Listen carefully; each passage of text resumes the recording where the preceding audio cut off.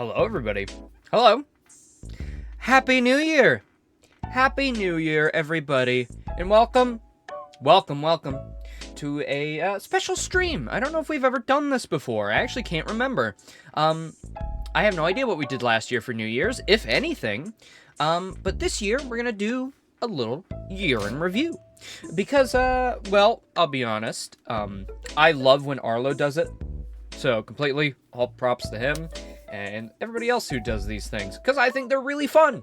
And I really want to predict 2025 and give my opinion on what I want the Switch 2 to be, and what's coming out, launch titles, you know, that kind of thing. I think it'll be fun. Yes, we're still doing Ace Attorney today. That'll be after this stream. Yeah, so that's what we're gonna do today. It's gonna be chill. We're just gonna vibe, and we're gonna do this. Okay, so I have gathered all of the games that I have played this year, that have come out this year, of course. We can't include stuff that didn't come out this year, I don't think. And I'm going to give my game of the year and my least favorite game of the year. Of course, I haven't played every single video game, but surprisingly, we haven't played that much this year. You can see them down the bottom there. I'll scroll a little bit for you so you can see them all. And I don't know. It feels like it's not that much. And to be fair, Nintendo was barely here. PlayStation didn't really have any of their stuff come out. We only really had one Sony game and some Sony adjacent. Same with Nintendo. But it was a great year for indie games. There's plenty. You know, this year wasn't bad, but it was a little middling, I guess, with the releases. Nothing too exciting, I suppose. Happy New Year, Blushroom.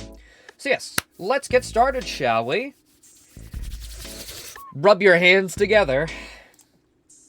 Alright, so, I mean, if you've watched the streams of these, you should probably know a little bit of where I stand on these. I'm gonna go with my least favorite first, just because I know what it is, you guys might know, and I've got something to say about it. Mario & Luigi Brothership. Mario & Luigi Brothership really disappointed me.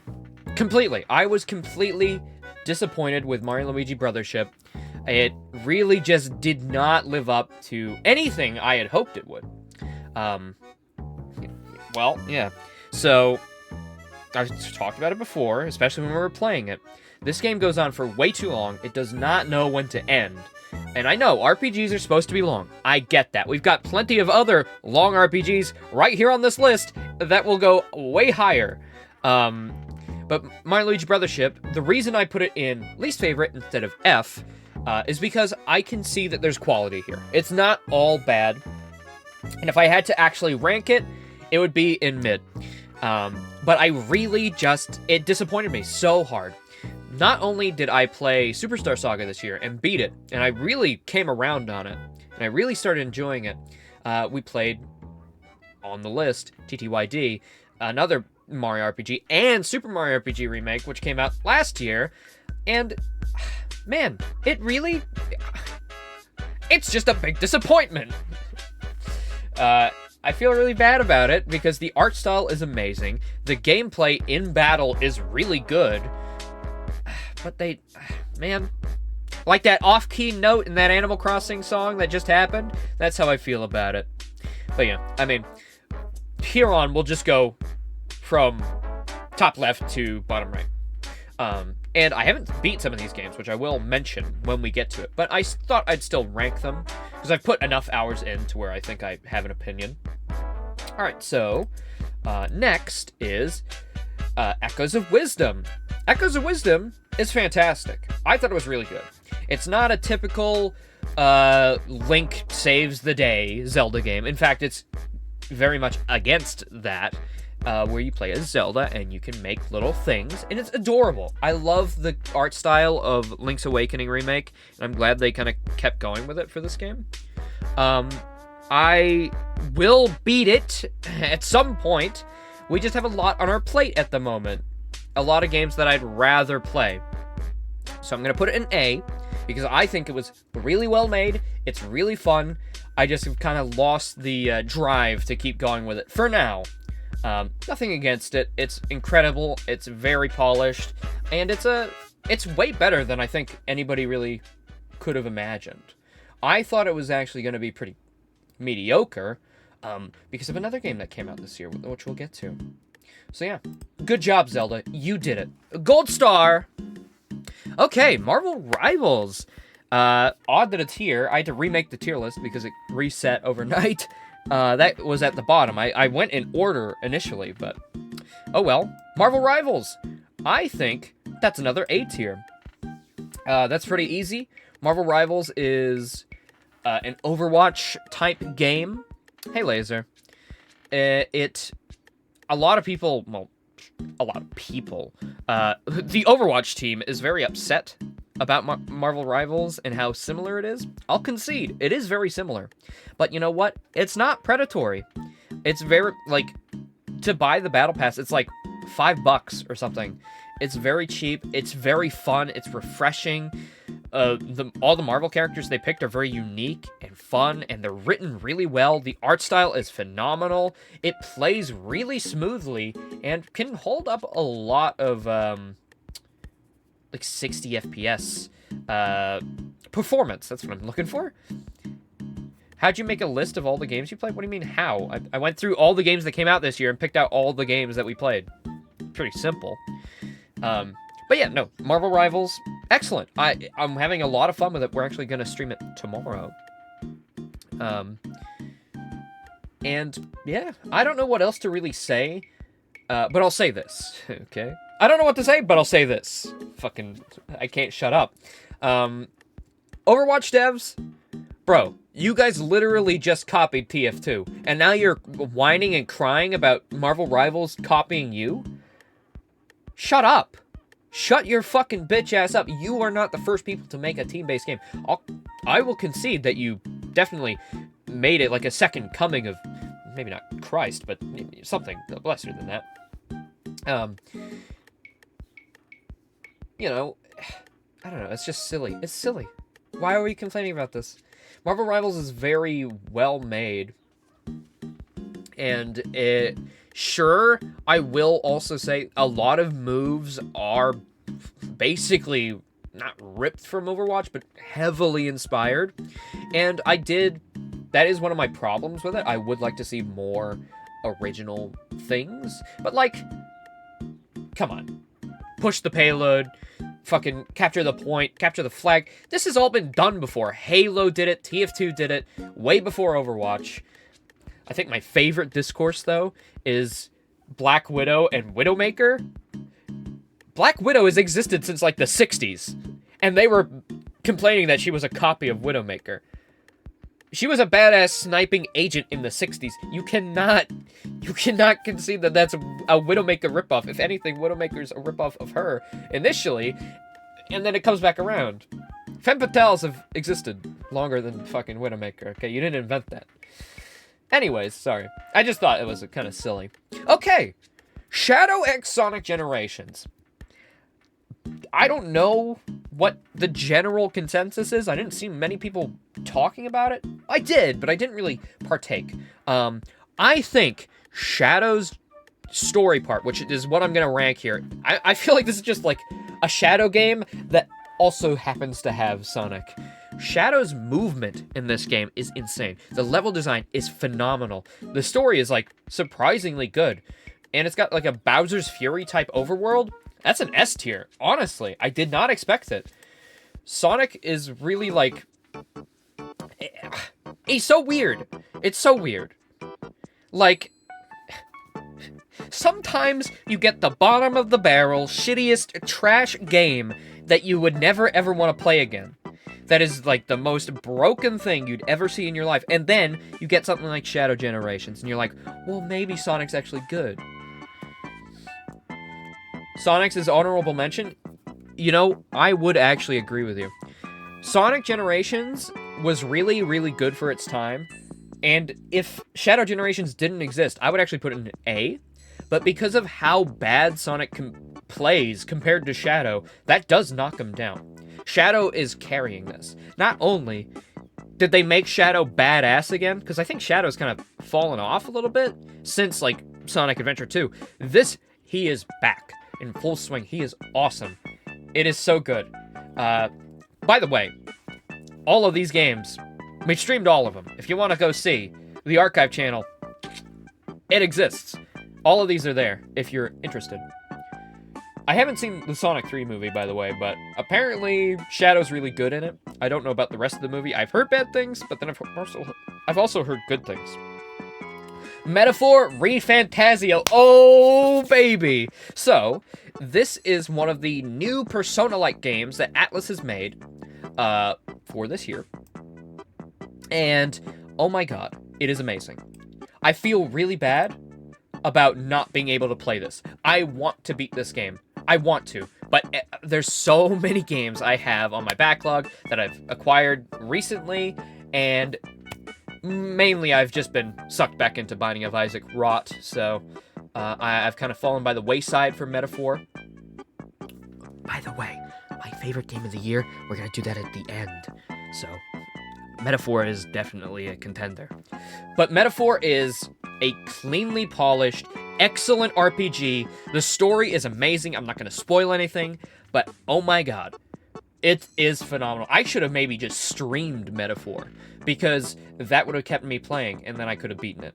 But it is just so good. It's just, if you are into RPGs, JRPGs, Persona games, buy Metaphor and play Metaphor. It is excellent. Something that I haven't really seen people say, but Metaphor is kind of a mix of Persona and Shin Megami Tensei. I played a little bit of 5, and I really didn't like it. It lacked the polish and style of Persona, and the fights are ridiculous in that game. They're ridiculously hard. I think Metaphor has a nice combination of that difficulty and Persona's nice, smoothed out gameplay. It just runs super well, looks great. Oh, and the score, oh my god. Another thing I really like about it is... Sorry, I'm basically just reviewing every game, but, you know, beef up that runtime, you know? But another thing I really like over Persona 3 with Metaphor is that every dungeon is handmade. It is all just meticulously crafted. And there's a lot of dungeons in this game. There's a lot of story dungeons, but there's a lot of mini side dungeons too. And they're all great. What I really like about this as well is you can find really good weapons in a lot of places, especially early on. You can get some really cool, unique artifacts, and the whole support system, the entire like persona system, quote unquote, where you can like change your character's nature, and you can be a crossbowist, or you can be a thief, or an assassin, and it's just such a cool system. And I really hope that they do make a second one. Apparently they were thinking about it, and they wanted to make Metaphor a concurrent RPG with Shin Megami Tensei and Persona, and I'd be so down for that. Especially if any other ones are this good. Okay, I'm done yapping about that. Mario Party Jamboree. Mario Party Jamboree is actually surprisingly good. It's got its problems, though, so I would put it in honorable mentions.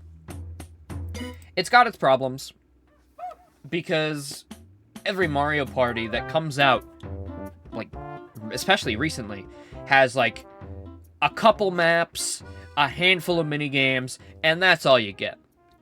Mario Party Jamboree tried to alleviate that by adding a bunch of different modes, and nobody, I mean, maybe some people like them, but we're all here for the party. The Mario Party. We're not here for Koopa's Flight School. That makes me, like, want to lie down in bed and take a nap or something instead. Something that also pisses me off about Mario Party is that if you want to have motion minigames, you have to use the Joy-Con on its side. You cannot use a Pro Controller, even though it has gyro and would work. And they just didn't want to put in the effort to make it, like, function. It's stupid. Not only that, but because half of the minigames are split between all these different modes, as well as needing Joy-Cons, if you're playing regular Mario Party with a Pro Controller, you run out of minigames really fast. So I would hope that Nintendo, if you're listening, please make DLC. Like, it's so easy just make like a $10 DLC and have like, oh, 50 new minigames, a couple new characters, and a board. That's it. That's it. That's all you have to do. You could even, you know, put it on the deluxe membership or whatever, and you get it for free. It just seems so simple to me.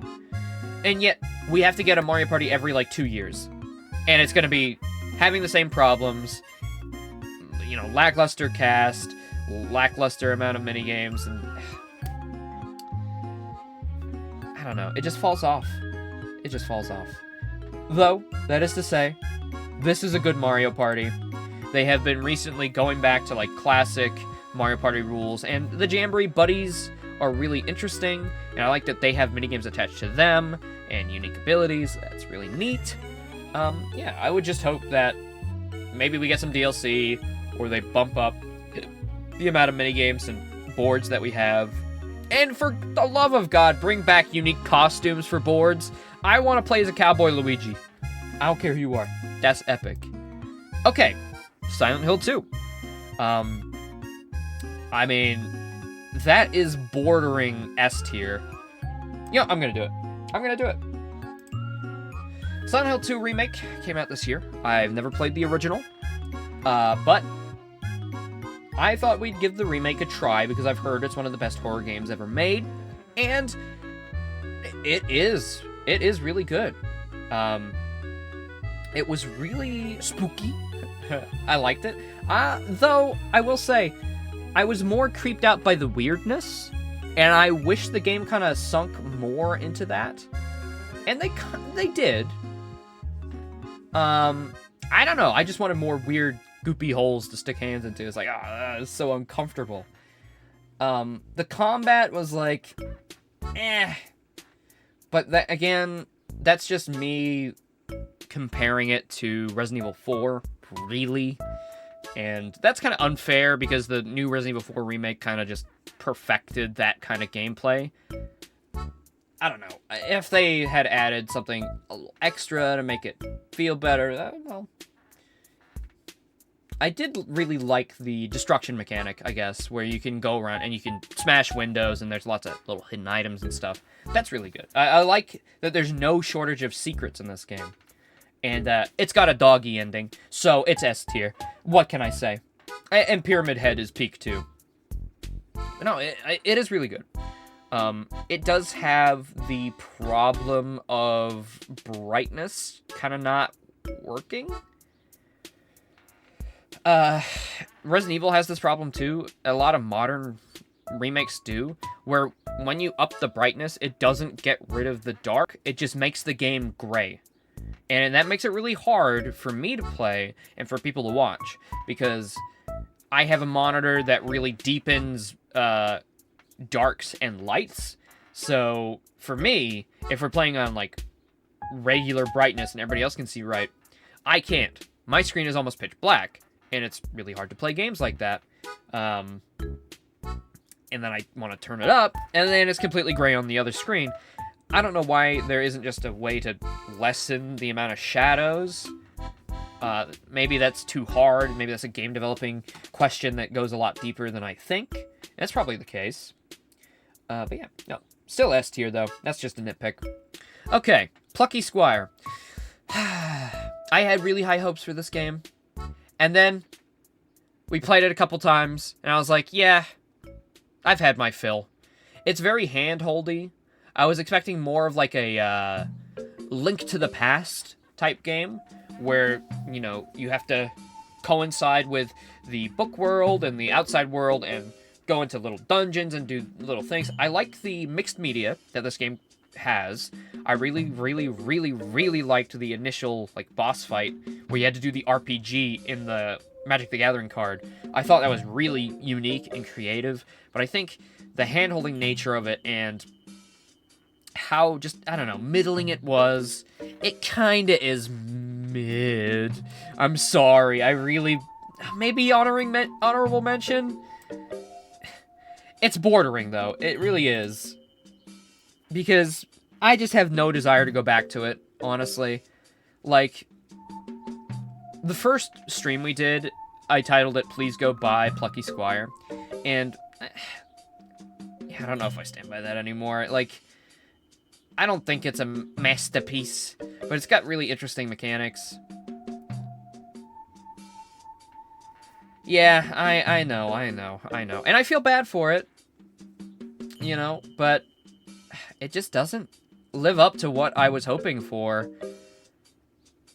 It's very, very linear. There's not a lot of room for exploration. Puzzle solving is kind of... There's some creative ones in there, and sure, I haven't beat the whole game. I don't really know. But, yeah, I don't feel like I would want to go back to it. That's mid, then? Well, okay.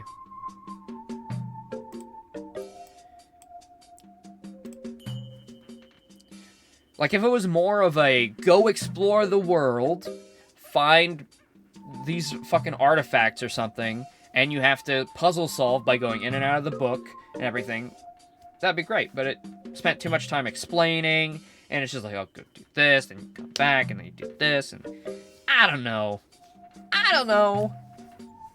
That's just like, whatever. I feel kind of bad, though.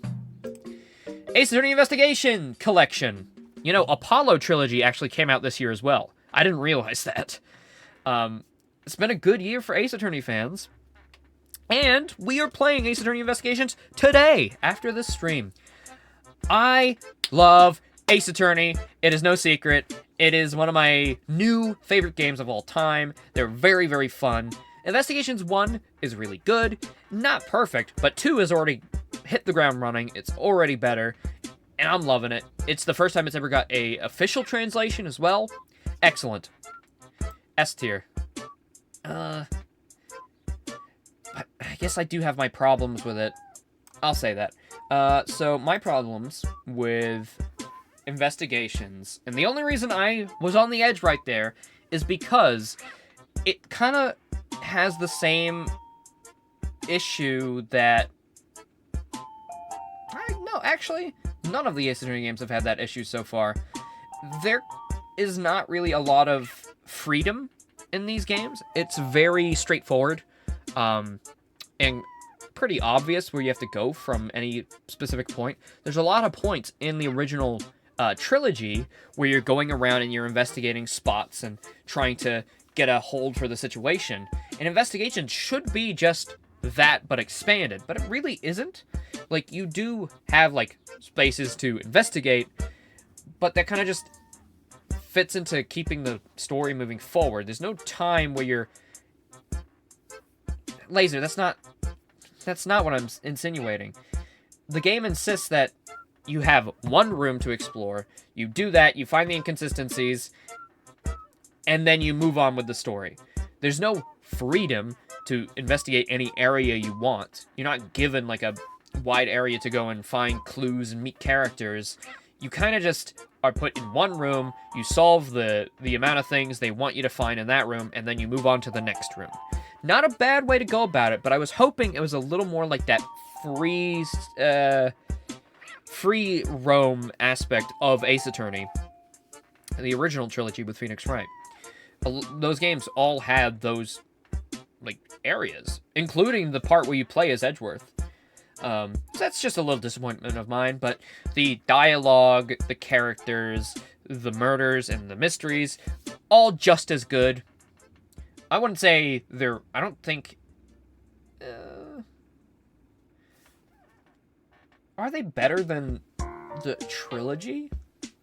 I think some of the cases are better than some of the trilogy cases, but overall, I think the trilogy was better.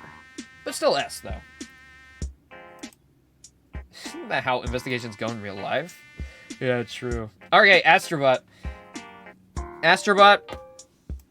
S tier. Oh, actually, I'm going to put that over there, but behind Shadow, and I'm putting Astrobot here. And I'd probably put Marvel Rivals above Zelda as well. Okay. Astrobot is one of the best platformers ever made. Would you believe me if I said that? No? Go play it. Well, if you have a PS5. If you don't, you can't really play it.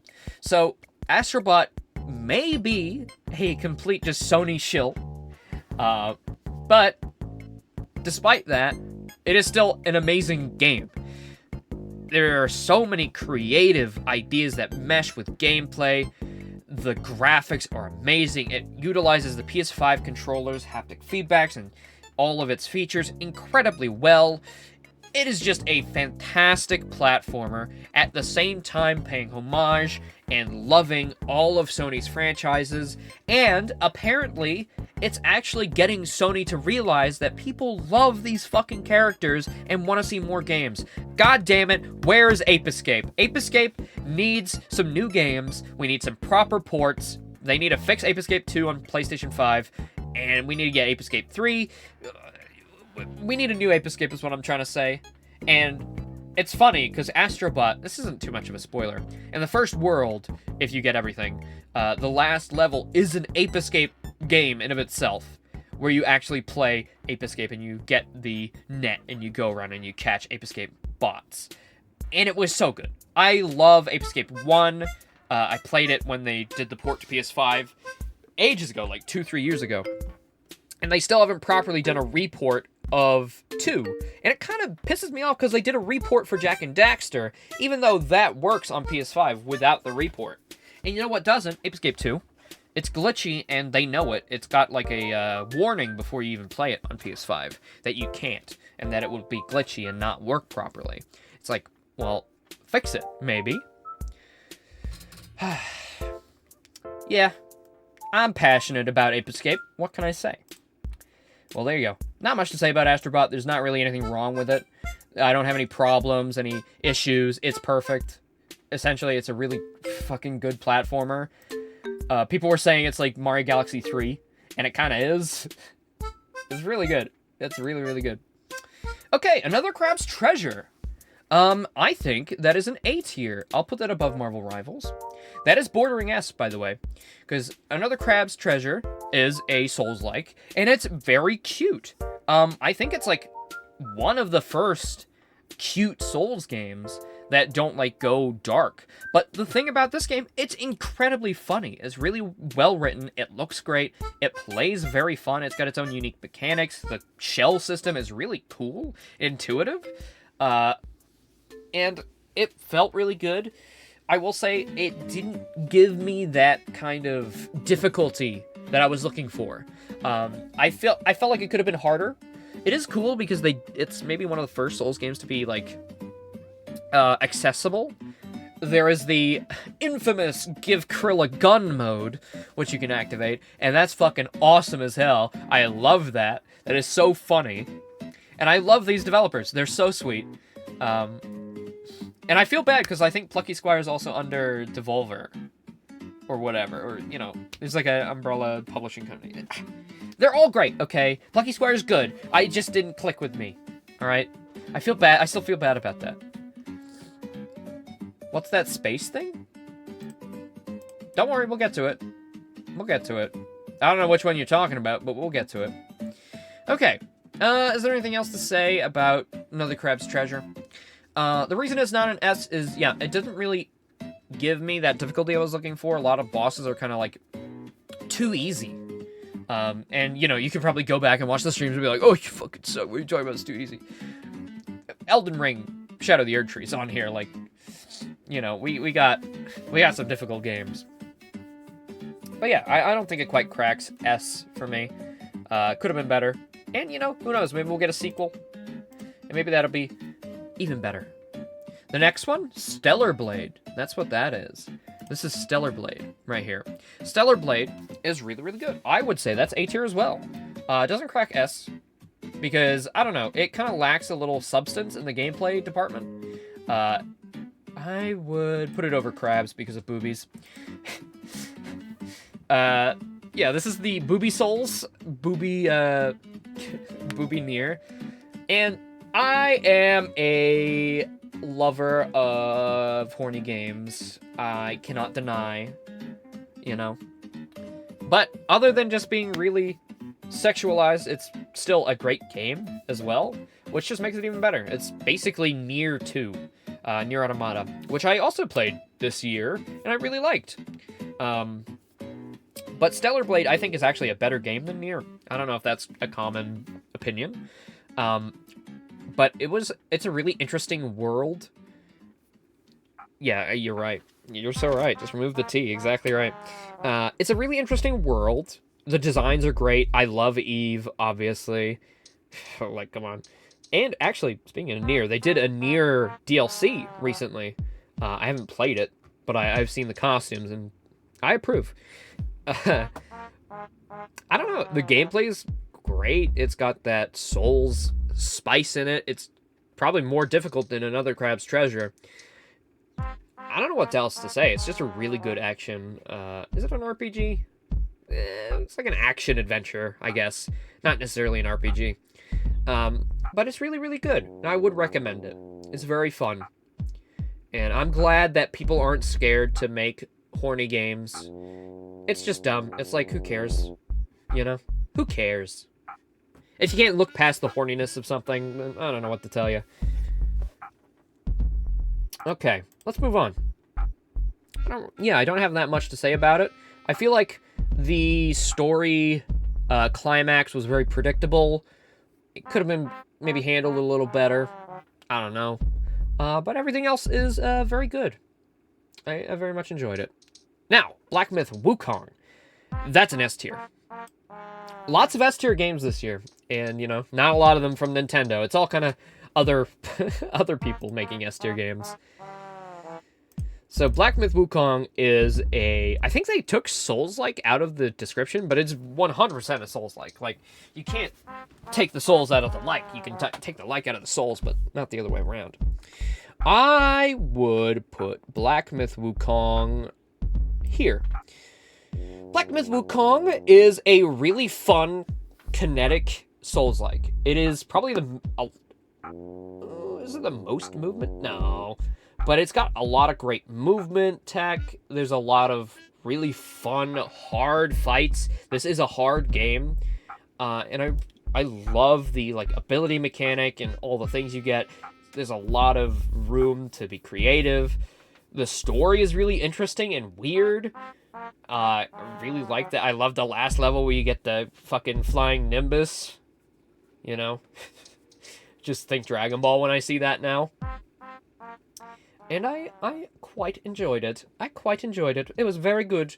It was very, very clean, very fun, very well made.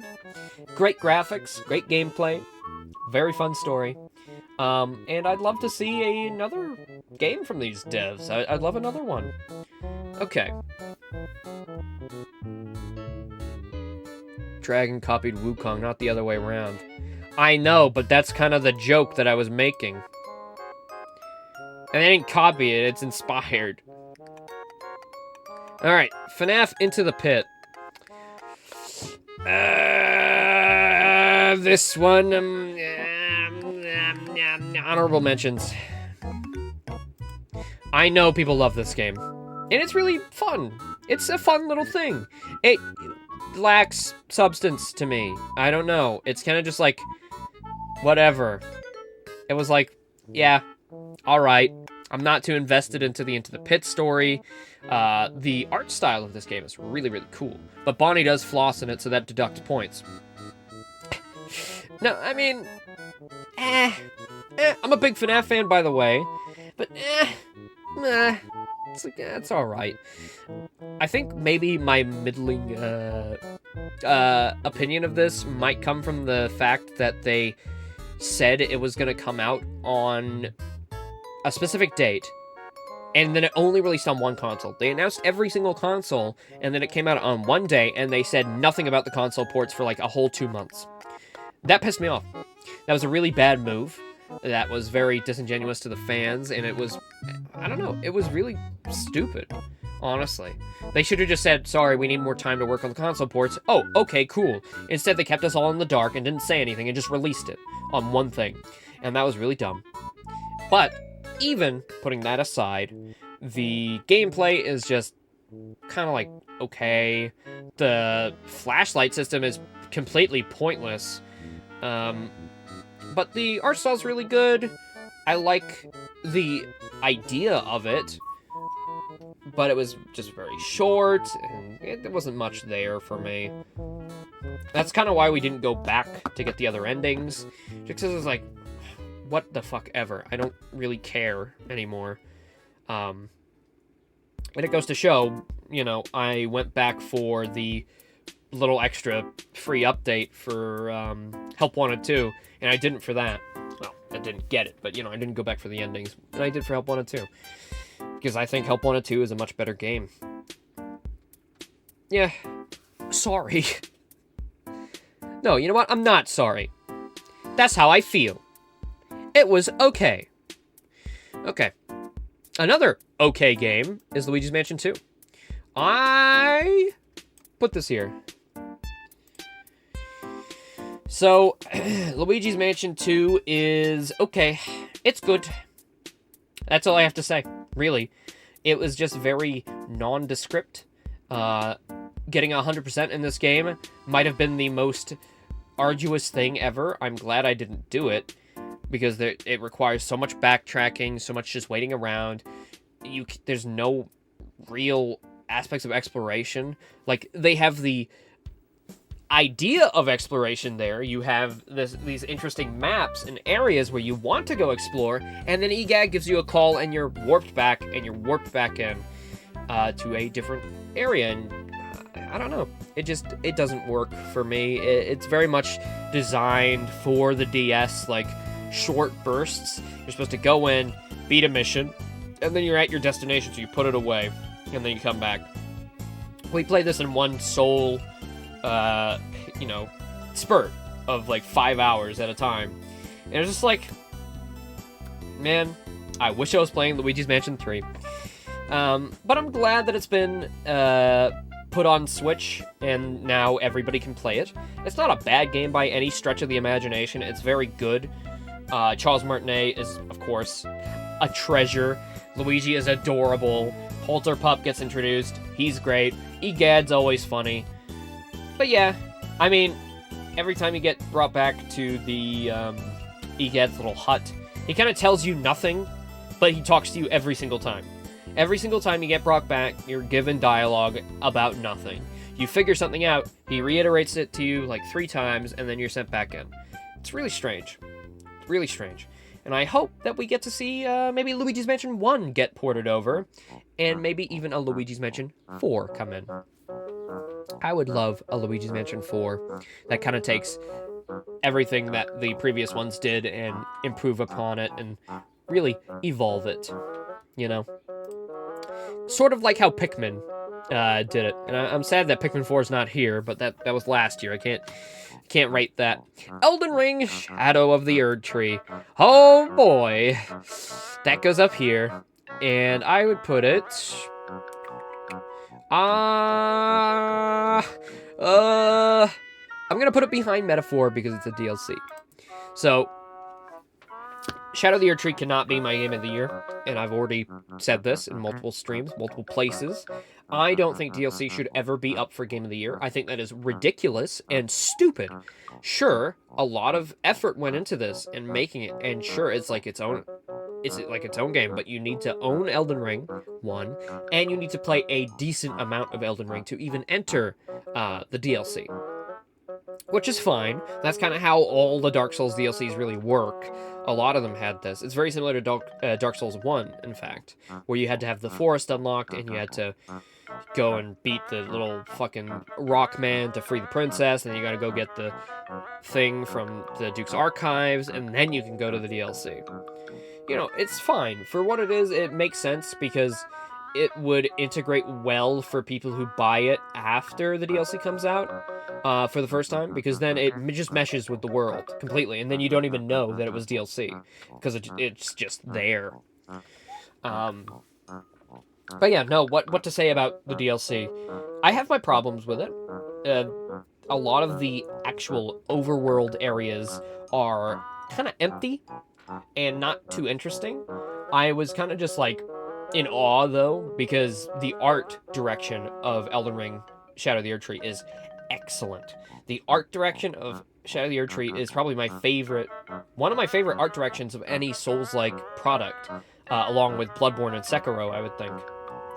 I like it more than Elden Ring proper, the art direction and everything that's kind of shown, and what the bosses look like and everything.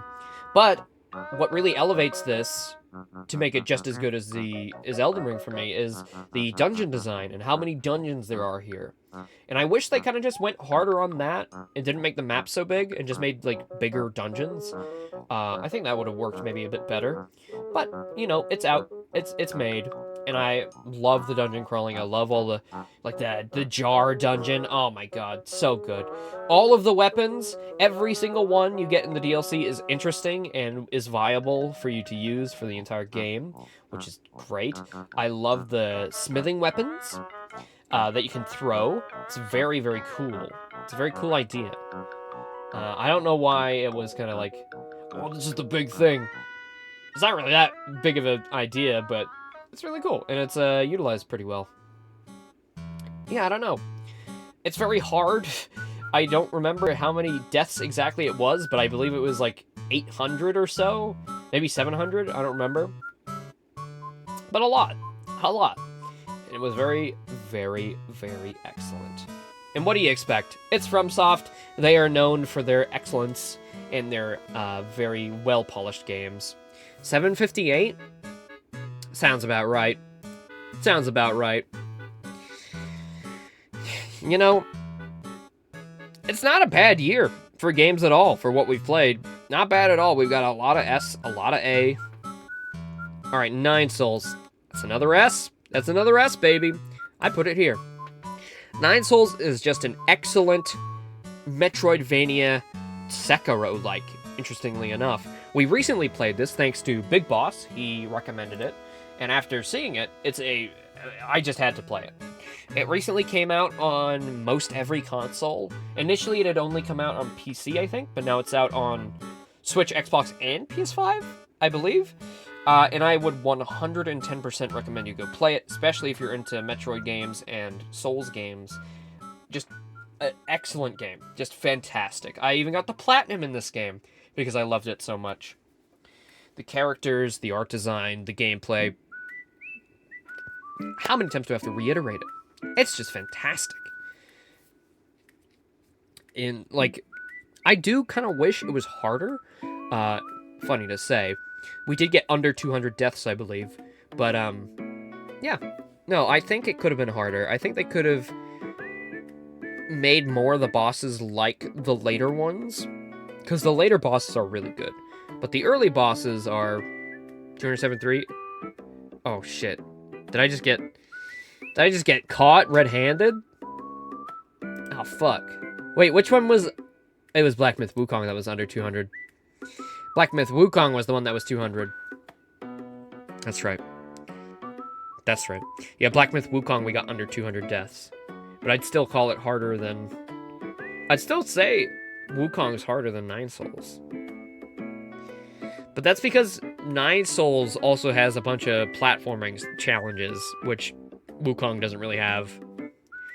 9 Souls has a lot more, like, environmental deaths. If you remove the environmental deaths, I don't remember how many it would be. Yeah, the big blue baby. Exactly right. Paper Mario Thousand Year Door. Oh, boy. I'm also going to avoid putting a remake up here, but if I could, wow, Thousand Year Door would be up there. Thousand Year Door is probably here. Thousand Year Door has been talked about since 2004, when it came out, for being just phenomenal. One of the best RPGs ever made, and I'm glad I finally got to take the, dive and play it, because it is 110% one of the best RPGs I've ever played. The story is fantastic. All the characters are just hilarious and wonderful. I don't think there was a single annoying character in Thousand Year Door. I loved everybody. They were all very fun. I loved doing voices for it. It was just... Mwah! Chef's kiss. Again, all the streams are over on the archive channel if you're interested. Yeah, not much else to say. There's not anything wrong with Thousand Year Door. And especially in the remake, apparently they took a lot of the middling parts of the original out. A lot of the backtracking is made a lot better by this remake. There's a lot more shortcuts and everything. And they did add a few new things. Not to mention the game looks great. What they did with the graphics just makes it just pop really well. People were upset that it's 30 FPS. I don't give a shit. It's a Paper Mario game. The graphics of the game outweigh the FPS in this case. It would be cool if Switch 2 bumps it up to 60, but we'll see. Okay, Little Kitty Big City. This is probably another honorable mention, because Little Kitty Big City, Game of the Year, is really fun as a concept. I like the idea of being a little kitty in a big city, but the problem is the city is not very big, and the game is very, very, very glitchy. When we played it, at least. Maybe it's been fixed or whatever, but when we played it, there were a phenomenal amount of bugs, and things went wrong, and things were going all over the place. We fucked everything up a lot of the time. It was very funny, you know, I will say, but I'm sure the glitches are not part of the intentional game loop, and they didn't make everything easy on me, but it did make it funny. It's alright. It's alright. I mean, as a game, take the glitches out. It's like, yeah. I was hoping for a bit more of, like, Untitled Goose Game. Something like that, where you just go around fucking everything up for people. And in a way you are, but you don't really get the reactions of people, and I don't know, there's not really a lot to do, necessarily. Doesn't feel like it. But yeah, no, it's aight. It's aight.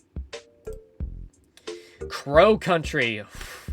I don't know if this is a surprise, but this is another easy S tier for me. Easy. Like, Crow Country is fan-fucking-tastic. Oh, and I see Animal Well there, of course. I'd have to put Crow Country here, though. I don't think I can put it above 9 Souls. Crow Country is a Resident Evil-like. But not just, like, modern Resident Evil. It's a classic Resident Evil-like. And it's very much modernized to where it doesn't really alienate me.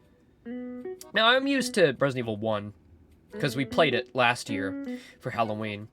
And I really liked it when I played it. I really enjoyed it. And I got used to the controls. And this one definitely knows that a lot of people probably aren't used to tank controls or don't like them. And it really takes into account. It's very weird. The mystery's really cool. The art design's awesome. I love how the game looks. I love that low poly aesthetic. And they really go for that weird, like, early... What do you call it? There's a name for it. Like, the early Mario renders were, like, called something. It was made by, like, a certain graphics machine. I can't remember at the time. But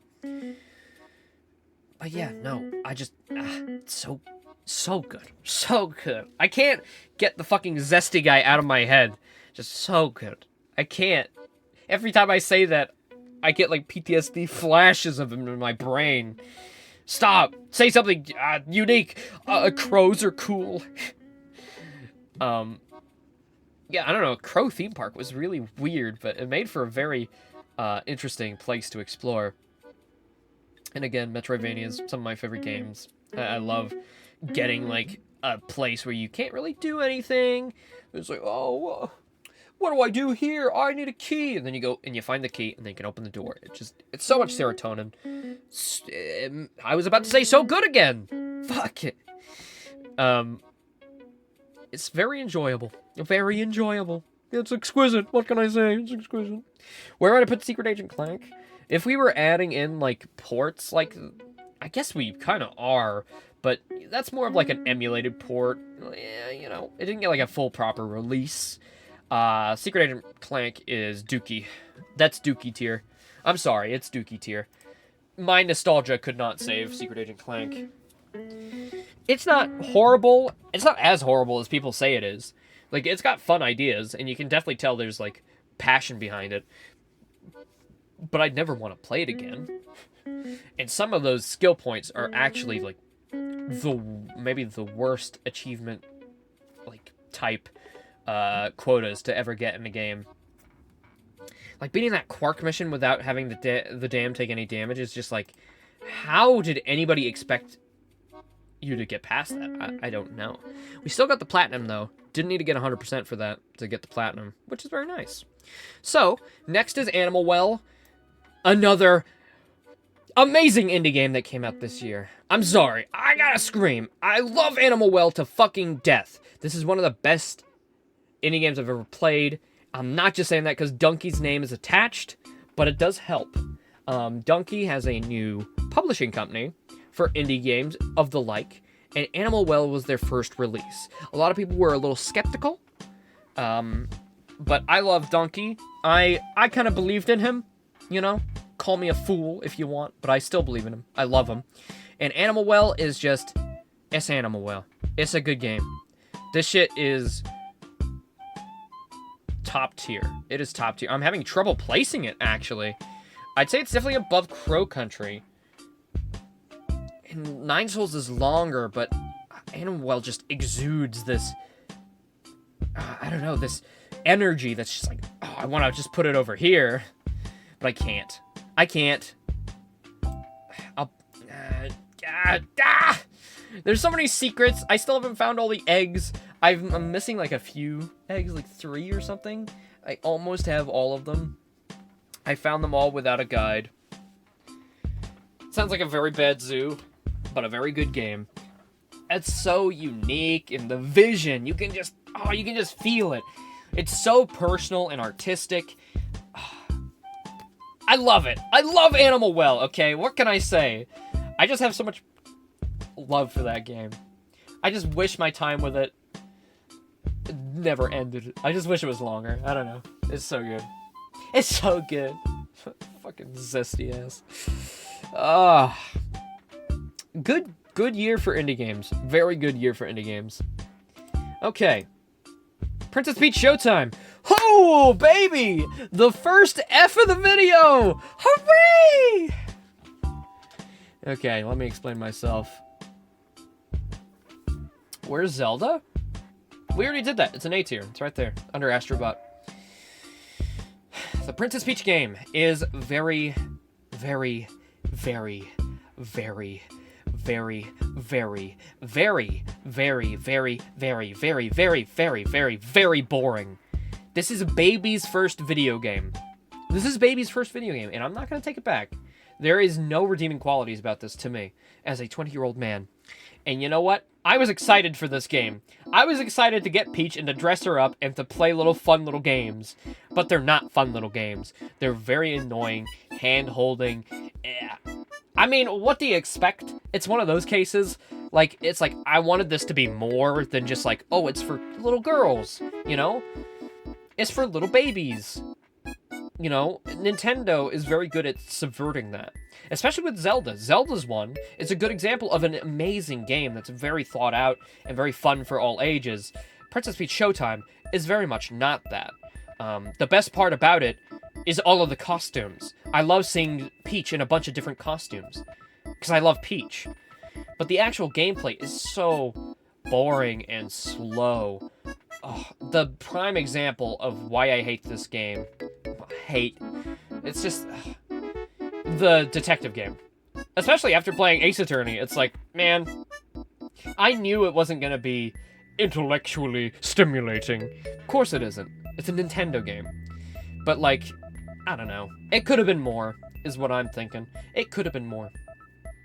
I feel like they kind of negated what it could have been in favor of just being, another kid's game. And this is the first Nintendo game I think I've ever played where I feel like it was a kid's game. Every other Nintendo game has not felt like that to me. I don't think I've played a single one that's given me that vibe where it's just like, I am playing Peppa Pig right now. I am playing a Peppa Pig game.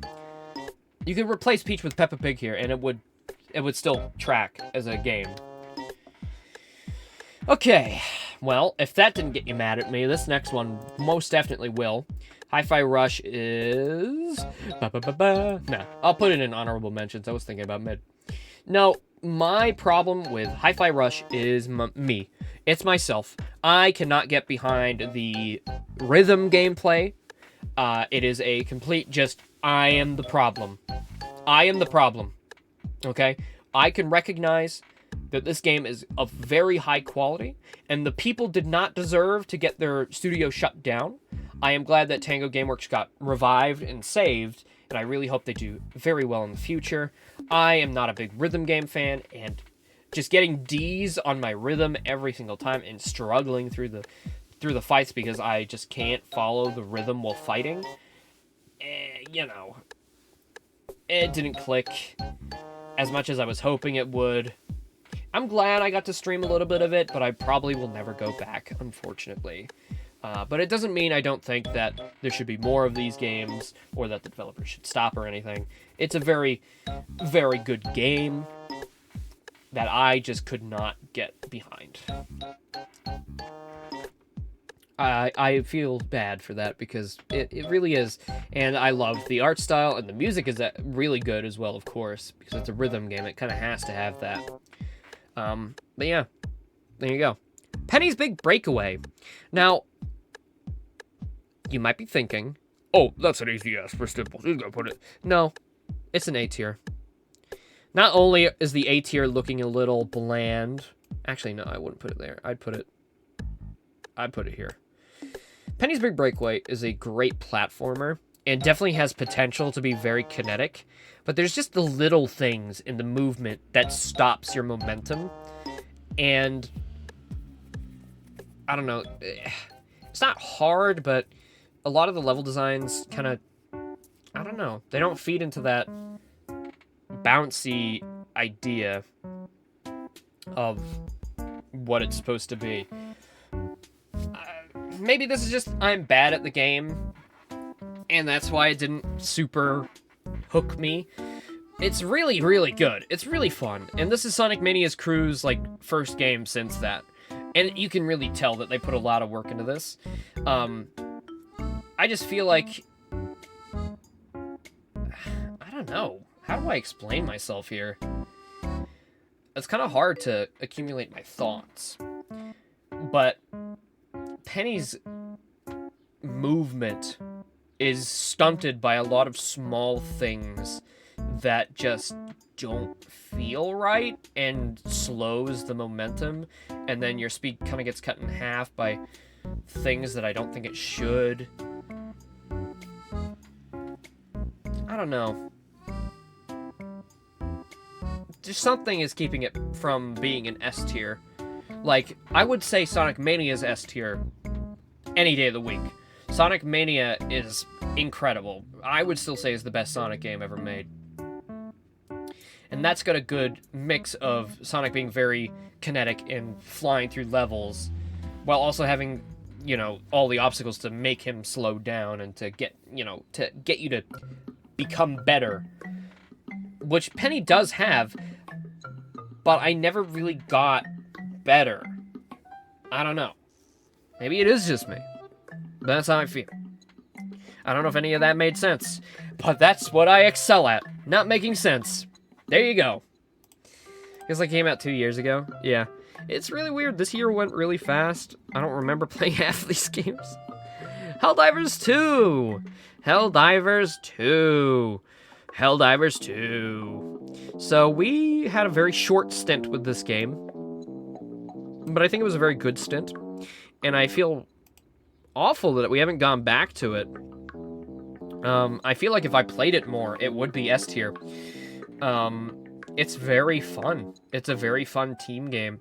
I just don't like playing with random people, and, like, I did see some of that, like, the news coverage of the toxicity in the community where it's like, oh, you don't play with the best weapons, we'll kick you out of the fucking game.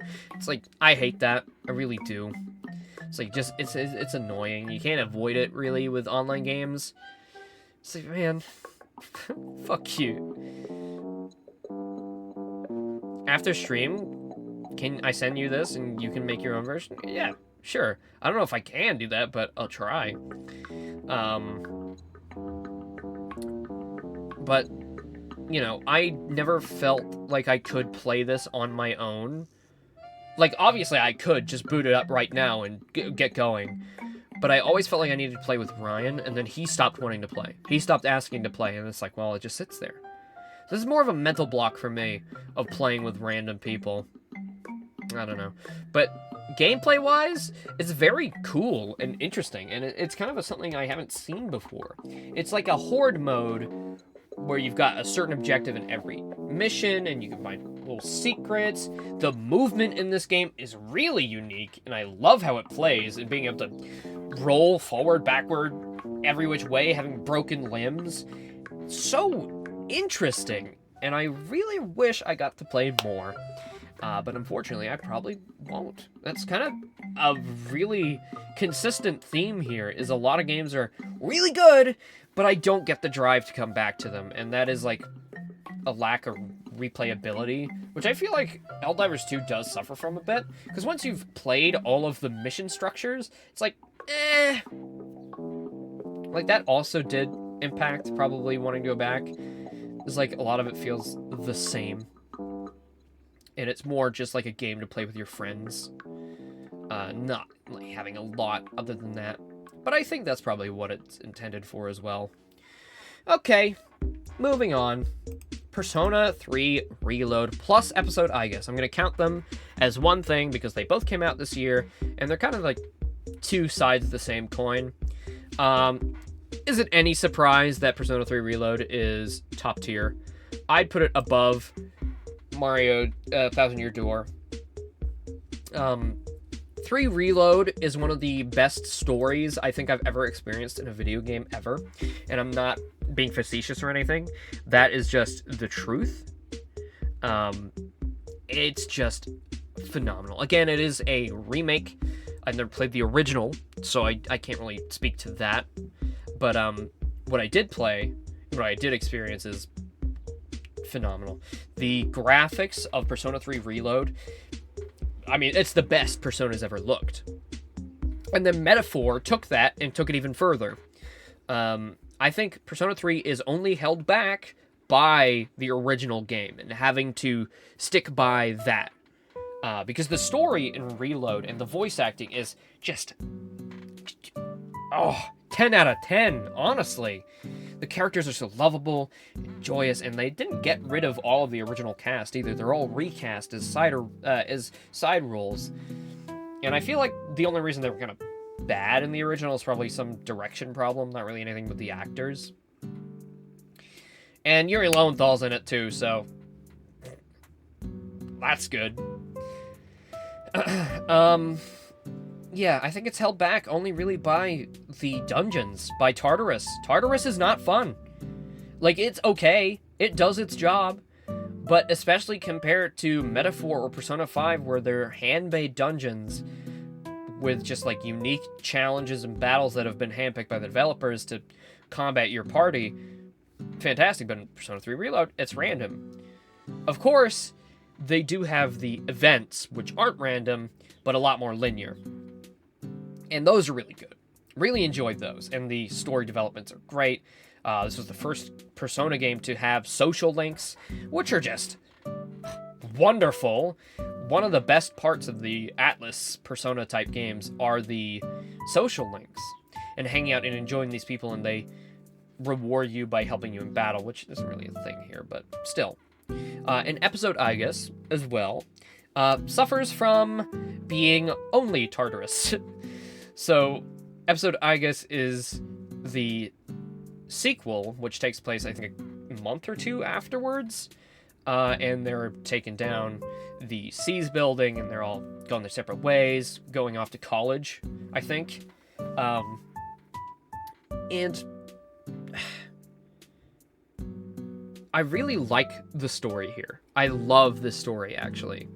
Aigus's trouble and her regrets and all of the things she's working through, creating her own shadow. Sorry, this is like the first game I'm actually going into the story about. But it's important, because I feel like the story here far outweighs how the gameplay is. Because my least favorite part about Persona 3 Reload was Tartarus, and then Episode I guess is just Tartarus again, with small story intercepts at major points in the DLC. It's really kind of just disappointing. It's just a little disappointing. The story more than made up for it, especially the ending. I'm glad I bought it, and I'm glad I played it. Okay. Celeste 64. Interesting that we have this here. I kind of forgot that this game came out, but I remember loving it. It is a game that was made in a week and is possibly one of my favorite 3D platformers. It's just so good. And I really hope that if they're making another Celeste game, that it is 3D and they build off of this one. Because if that's the case, we're looking at another masterpiece. Because this shit, I feel like just because of how short it is, I'll put it in A, but it's a spiritual S with how it plays. And, yeah, what's climbing? We're not going to talk about that. If you want to know what that is a reference to, go watch the original stream.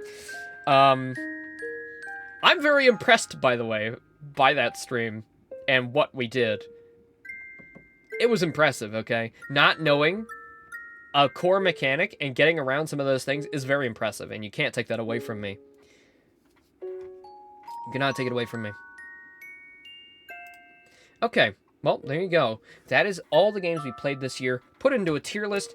There you go. Would I change anything here? I feel bad for Luigi Mansion 2 and Plucky Squire. Because, again, they are good games. And maybe depending on who you are, they're a little higher up. But I feel like, in comparison to, especially the other Luigi's Mansion games, 2 is the lowest. I haven't played 1, but from what I've seen, it's a very Metroid-type, Resident Evil kind of mini, and that's just super up my alley. Very explorative, and you do everything on your own, and Luigi's Mansion 2 is basically the antithesis of doing everything on your own. And Plucky Squire is another very linear game. You can kind of see what I don't like in my games, but it's very hand-holdy, and it's very just, yeah, kind of just put on a straight path. It's like, yeah, go. Just no desire to go back, really. And it got very boring after a little while. Let's see. Honorable mentions. Yep, that probably... Yeah, I put... Sorry, Hi-Fi Rush should probably be at the top of honorable mentions, I'd say. Just because of the quality of the game. That could really intersplice with Jamboree, because Jamboree is, in of itself, still a good Mario Party. It's not bad. My problem more stems from the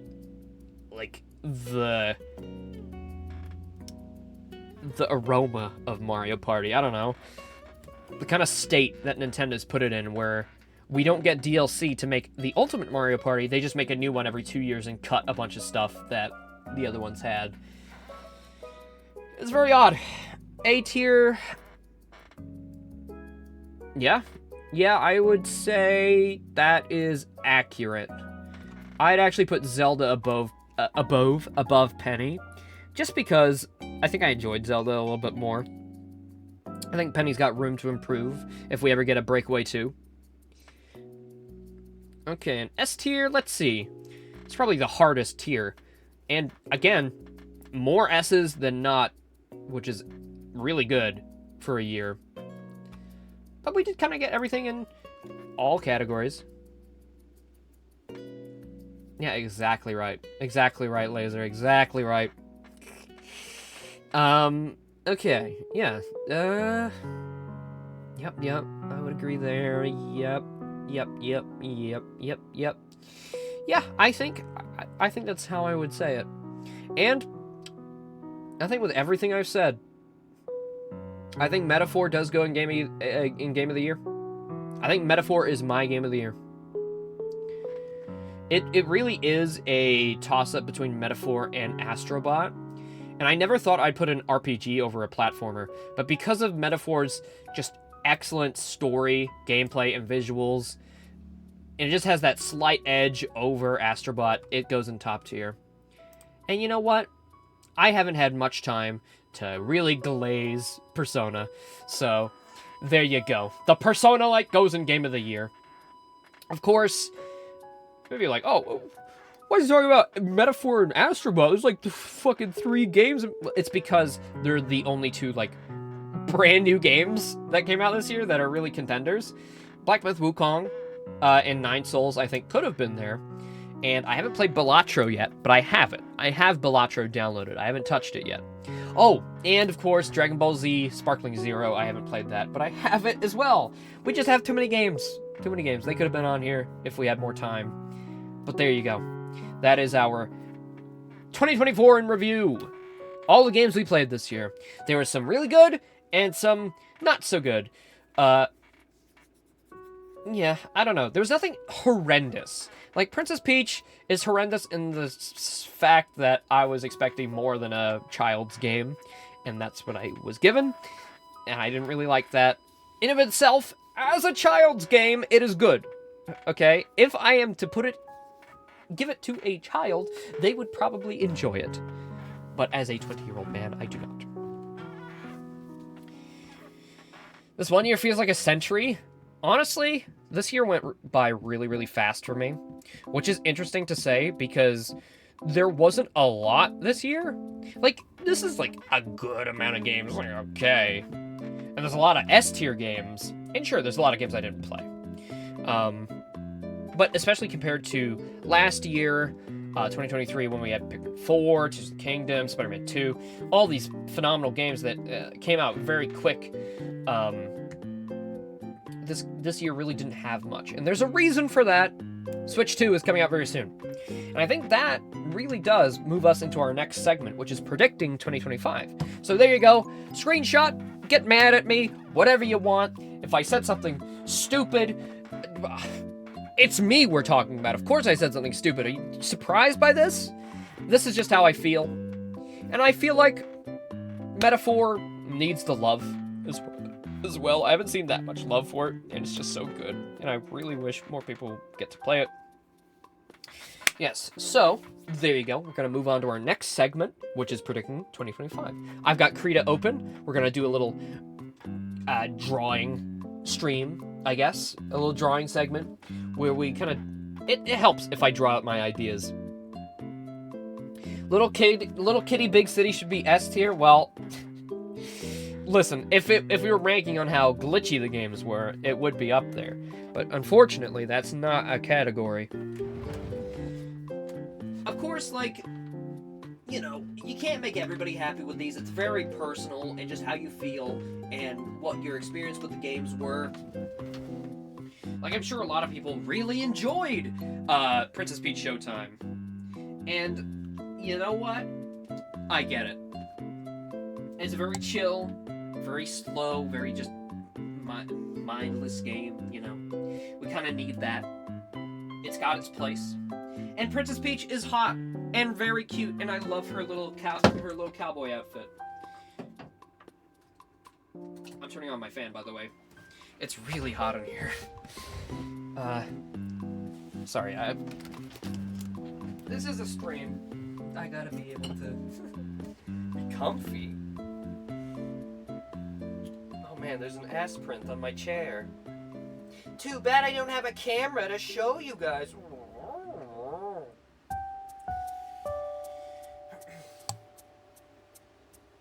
But yeah, no, I mean, to speak more on 2024, it was a fun year for streams, if we're gonna think about it in the term of me, Stimples, the Stimples year. It was alright, you know. I think 2023 was definitely a better year for us, but 2024 was not too bad. I think there was a lot of fun to be had. And we didn't really have that many technical issues. We got the new microphone and everything. Very nice.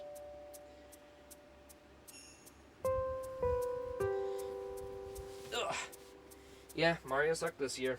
So sad. So sad. Oh man, all this yapping. Am I gonna do Ace Attorney later? Oh boy, my throat's gonna be killing me. Ugh. Okay. Let me grab a little drink. Oh. Okay. Let's get this all set up then. Boop. Oh, that's you guys. There we go. Fantastic. I kind of want to have it to just be the canvas, though. Can I get rid of all the tools? Not the darkness, please. Oh, that's good. Nothing like a nice cold drink in a hot ass fucky ass room. What's the button for this? Is it Alt? Oh yeah, there we go.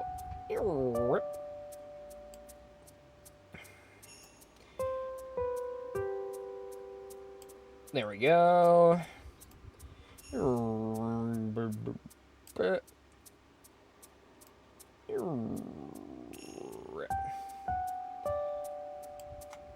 Okay.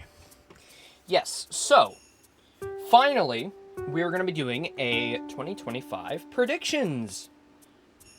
Hooray! Confetti, confetti! Oh, the FNAF 2 hooray sound effect. Yippee! So, 2025 is looking to be a crazy year. I have white selected.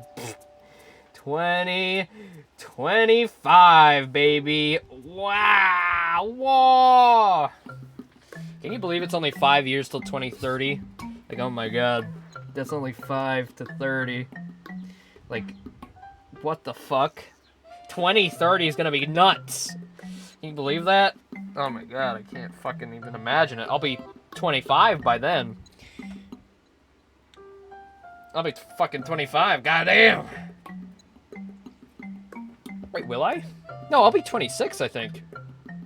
Yeah, I'll be 26. Oh, shit. Fuck. Oh my god, Blushroom will be 21. Wow. Wait, no. 22? Math?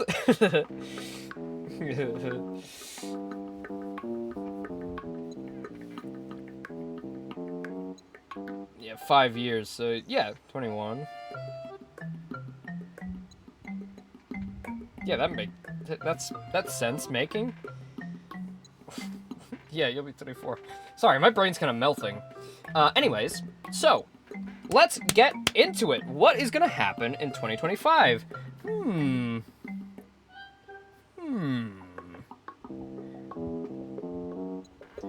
I don't know, you know? It's impossible to tell. I'm not a fortune teller, but today I'll try to be one. So, what do we know about 2025 so far? Well, we know a couple things. There's a couple games already coming out that we already know about. We know that GTA 6 is coming out at some point, and that should be pretty good. I'm not a GTA fan, really. I've never really been a GTA fan. The gameplay is kind of just like, to me, it's always been roam around and shoot a guy. And it's like, alright, that's fun. But I've never really liked the story or tried it. But, I mean, it's been so long since I've played one. I'm much more slow-paced, I guess. I can take a lot more patience, and I have a lot more faith in game stories than I did before. And they've put a lot of effort into this one. So, I will be definitely streaming it. We will definitely stream it once it comes out. 100%.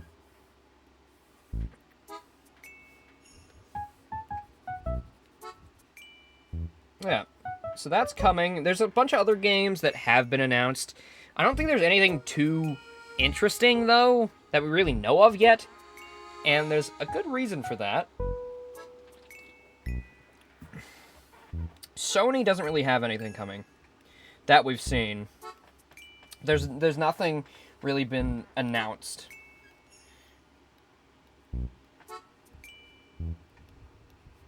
No announced titles, I guess. But except for Wolverine, we do know that an Insomniac Wolverine is coming. Oh yes, Pokemon, that's right. I almost forgot about Pokemon. But there is also an Insomniac Wolverine. What does Insomniac's logo look like? I don't remember, like... Yeah, whatever. There is a Wolverine game coming, but we don't know anything about it. We've seen no gameplay. It's only had a teaser. There's only been a teaser for that. So, you know, it's a big question mark whether or not we'll see it release, or we'll probably get a trailer. if anything. But I'm very excited for it. I'm a big Wolverine fan now, after playing Marvel Rivals and watching X-Men 97, Deadpool, Wolverine, Logan. I've enjoyed all of that stuff now, and I'm actually very hyped for it. I think Wolverine's a really good character, and I'm very excited to give it a go. But the big cat in the room that we're all waiting to see and hear from is, of course, the Nintendo Switch 2. What? The Nintendo Switch 2? Who could have even guessed that? Whoa! With a mysterious button on it. What? Mysterious button? I can't even believe it! So, Nintendo Switch 2.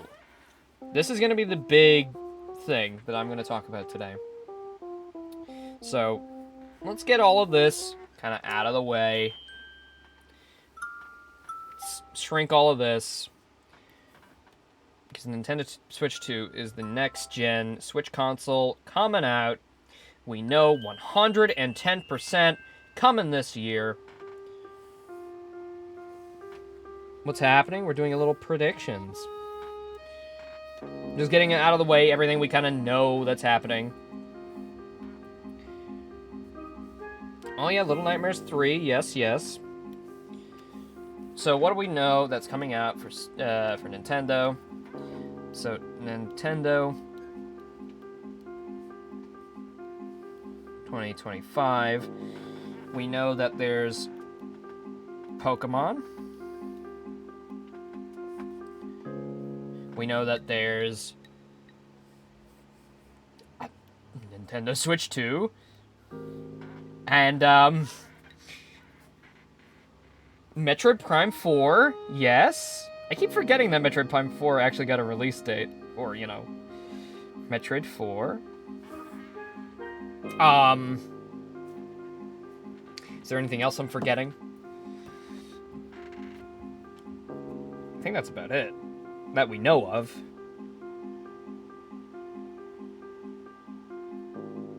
And that's a very small release. How's 2025 so far? Well, so far nothing's happened. Switch 2's not out yet, so it kind of sucks.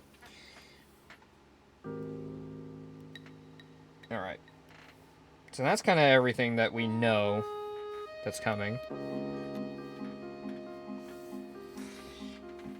Alright. So Switch 2 itself. Let's start with that. Why don't we?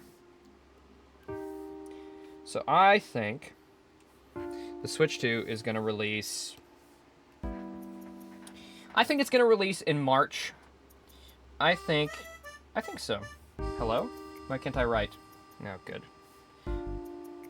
Oh, I see why. Or is that just...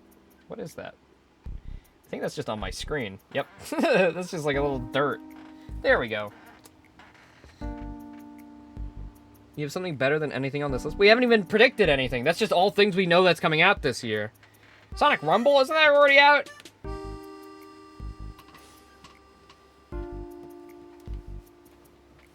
Protein powder. Yeah, okay. Alright, so I think the Switch 2 is going to release in March. I think it's going to be March. Oops. I couldn't imagine it, or Nintendo, waiting too long. Especially with how kind of weird 2023 was. Sorry, not 2023. 2024. It's just like, it's alright. But there was like 3 major releases, and that was like it. So I think the Switch 2 is going to release very early because everything that comes out this year is going to be cross-gen. I think every game that's going to come out this year is going to be cross-gen. And that's bold because a lot of people don't think that.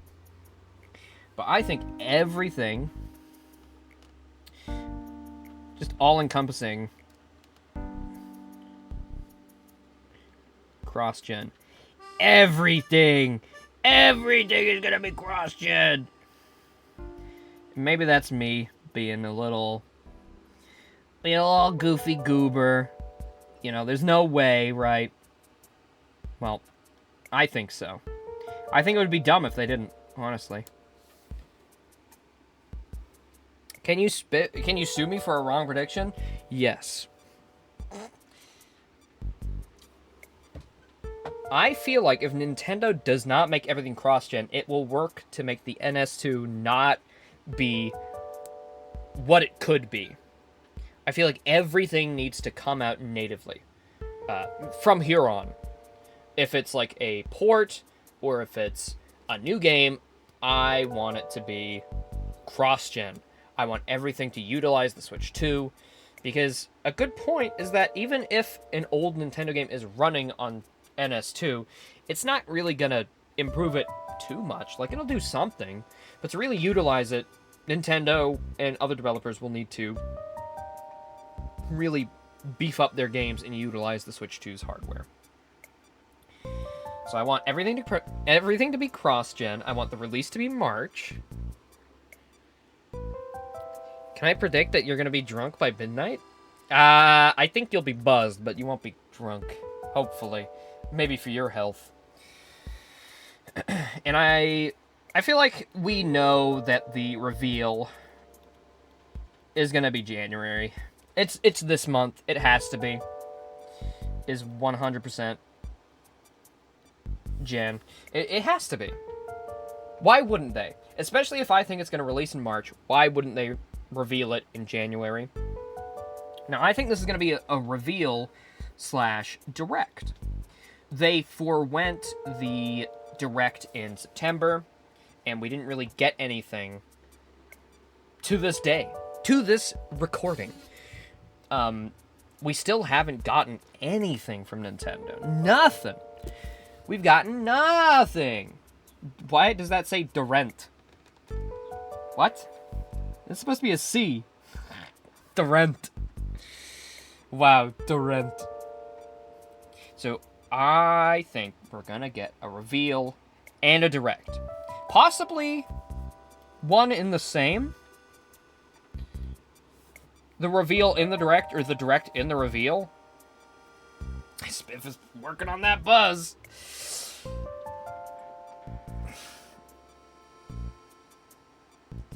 I feel if they don't do a direct right away, it might, like, lessen the hype. And sure, in a reveal, they could be like, oh, the new Mario game is on the screen for 2 seconds. Yeah. Come on. We know it's coming. We know you got games. Just show us the games. That's how I feel about it. Just give us the games that are coming this year.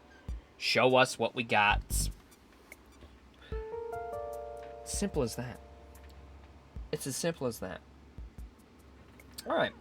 Well, let's talk about what the release lineup might look like. What are we gonna see for release?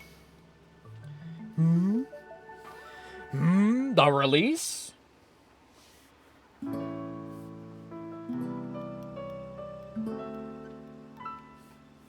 Okay. Do I play D&D or MTG? Well, I don't know what MTG is, but I've never played D&D. I do watch people who play D&D, though. I watch Legends of Evantris. I think they're very funny. It's very interesting, but I've never played D&D myself. I'm not good at math, as we saw earlier. Oh, Magic the Gathering. No. I'm not a nerd. I'm a geek. Night Rain's gonna be peak? We'll see. I don't think it'll be better than Elden Ring. I don't even think it'll be better than most Souls games, because it's gonna be something unique. It is like a roguelike, which is interesting. So, who knows? I'm a big roguelike head. Okay, so, let's see here. What are we getting for the release? The geekiest nerd you be. I'm not a nerd. Nerds are smart. Okay. What's the big Nintendo game, huh? We know we're gonna get a big Nintendo game for the release, because they would be stupid not to. Who's it gonna be? Is it gonna be Mario? Is it gonna be a Zelda? Is it gonna be a Mario Kart? I have seen a lot of ideas, a lot of leaks, Do I own a pocket protector? No, my pockets are unprotected. Anyways, I've seen a lot of leaks that Mario Kart 9 is going to be the release game, and I feel like I'd be okay with that. I think Arlo predicted Animal Crossing as release game. That would also be fine by me. I would like to see all of those games eventually come over. I do think we're going to get Mario Kart 9 later in the year, but not right away. I think the starting game that we're going to get, Switch 2, release date, has to be 3D Mario. It has to be. I think 3D Mario is long overdue. And I am 100% sure there's going to be a unique Switch 2 for this. And oh yeah, wait, I neglected to say. It's gonna be called the Switch 2. Call it this. Call it that. Just call it the Switch 2. Okay? Call it the Switch 2. Don't call it some stupid fucking Nintendo Switch Attach. That's dumb. No. Switch 2. Switch 2. Call it the Switch 2. For fuck's sake, Nintendo, it's so easy. And if we're gonna get a lot of...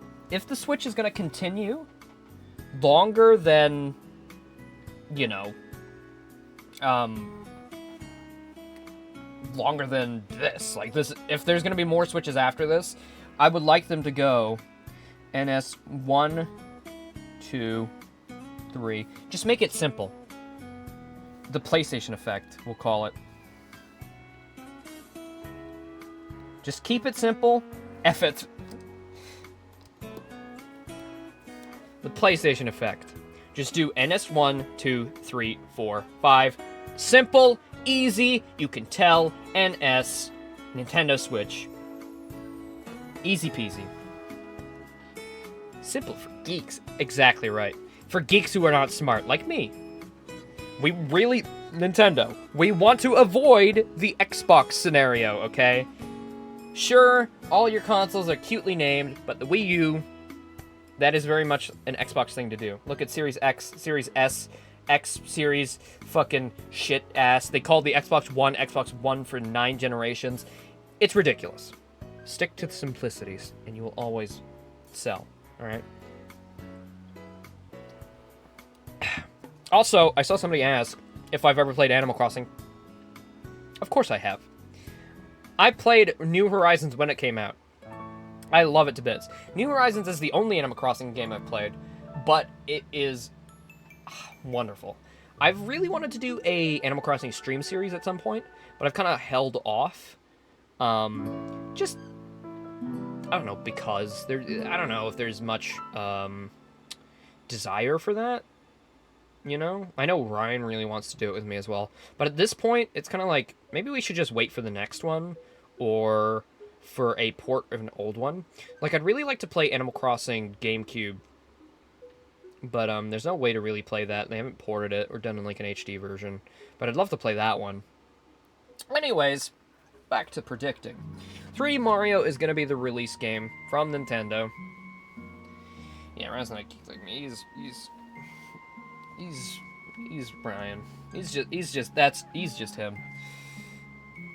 I believe 3D Mario has to be the release game.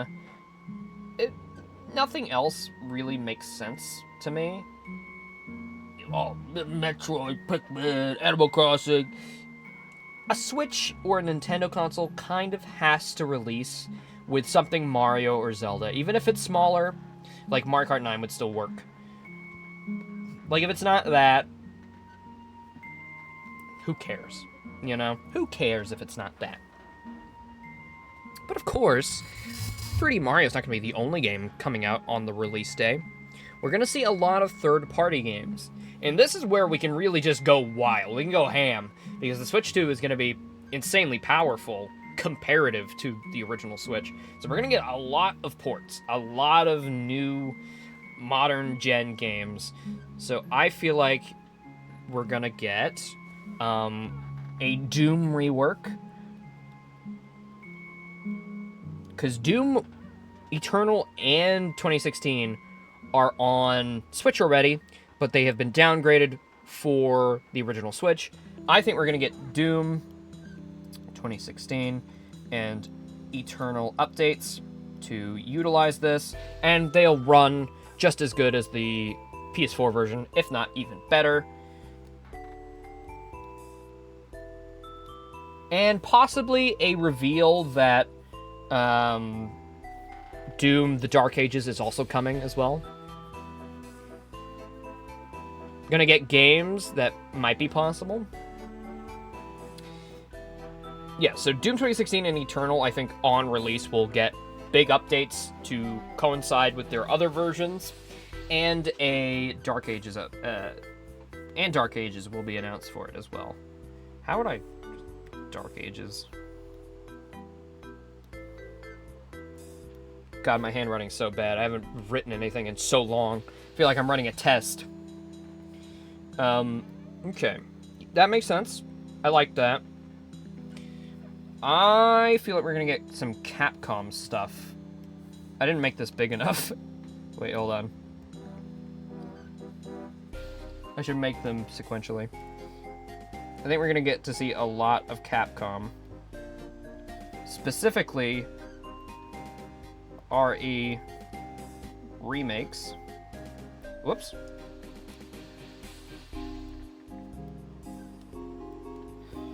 I think we're going to see 2 and 4, at least.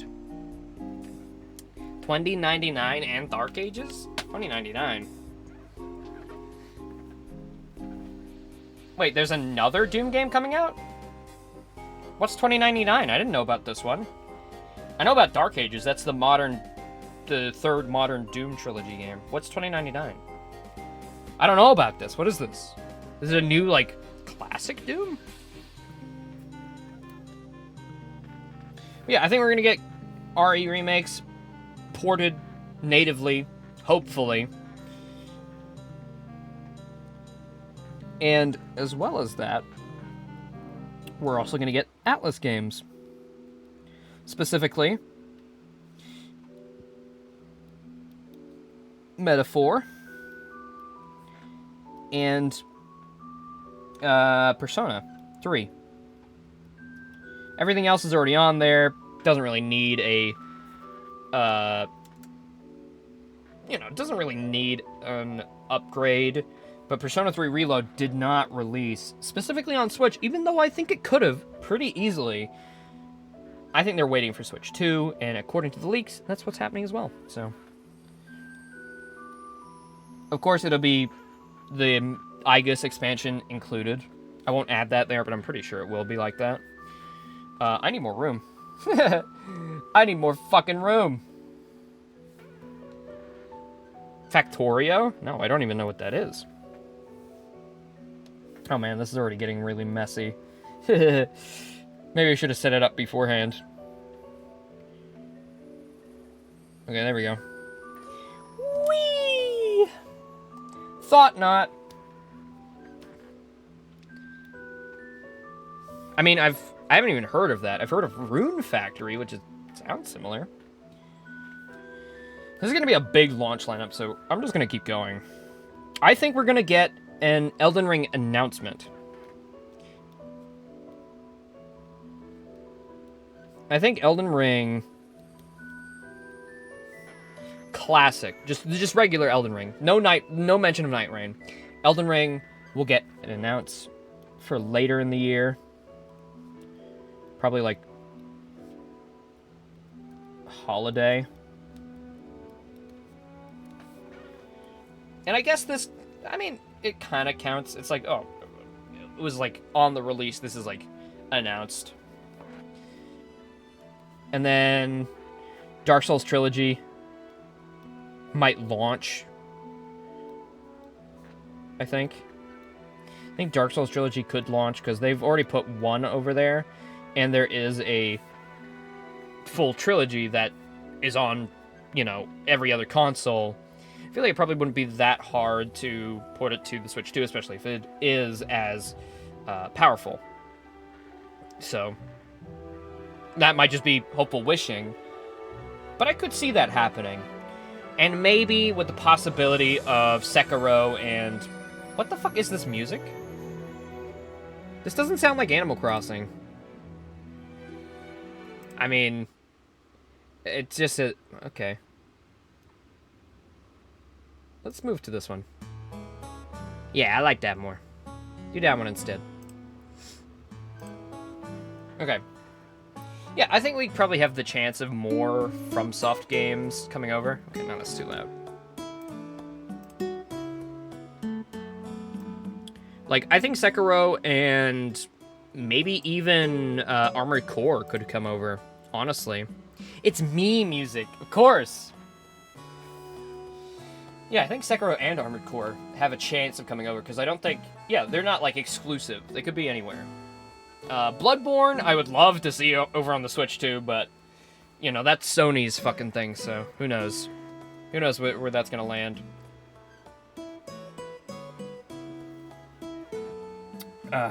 What else? What else? Oh yeah, thank you, Spiff. Happy New Year. Happy New Year to you.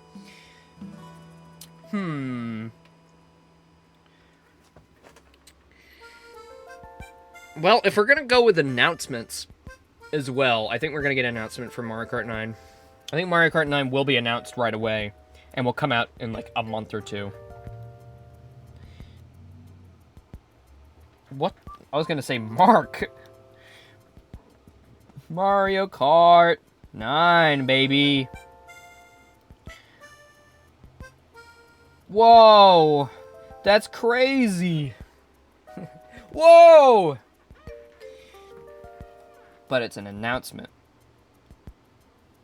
I forget how to spell announcement. I'm just gonna do it the way I did the other one. Announced for, like... I'd say if we're going in March... It'd be like in... May. Maybe April.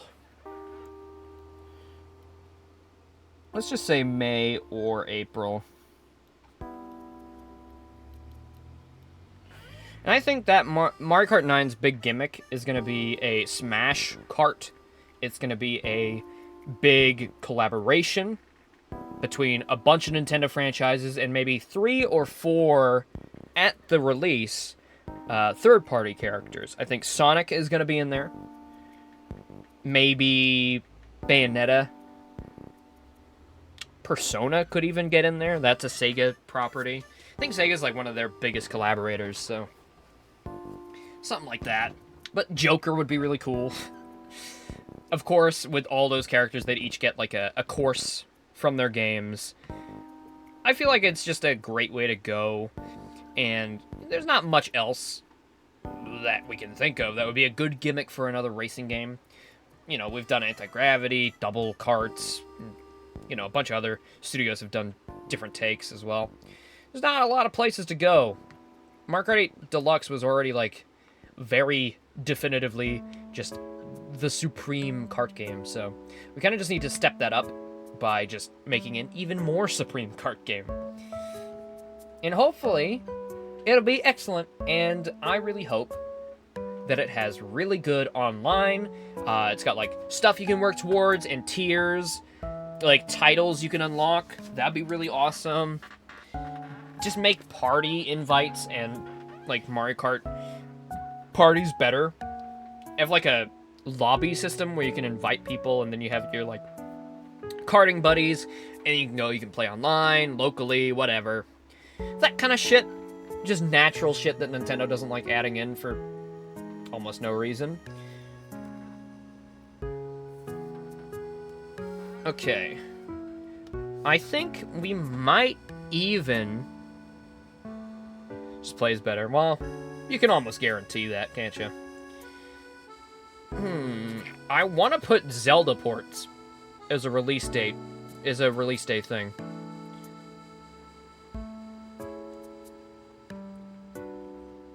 You know what? Fuck it.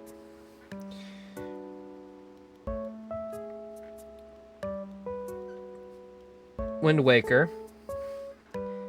HD. And then Twilight will be later. I'm going to say Wind Waker HD, release day, Twilight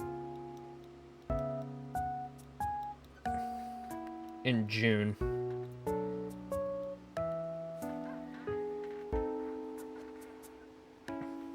Or, you know, Wind Waker HD and Twilight in June. You know what? Let's just say that. Wind Waker HD is a release game. Doesn't make too much sense. We'll just say they both get announced for June. A Ratchet & Clank game? We can't have a Ratchet & Clank game on Switch 2, are you crazy? Insomniac is owned by Sony. That's like saying Bloodborne's coming. Wolverine's being made by Insomniac right now too, so we can't get a new Ratchet game. But like, as for predicting what comes in 2025, I will 100% put Ratchet & Clank over there. Just right now we're talking about Switch 2. Okay, what else? What else could happen here? Obviously, it's just gonna be it's gonna be a ransacking of third-party stuff.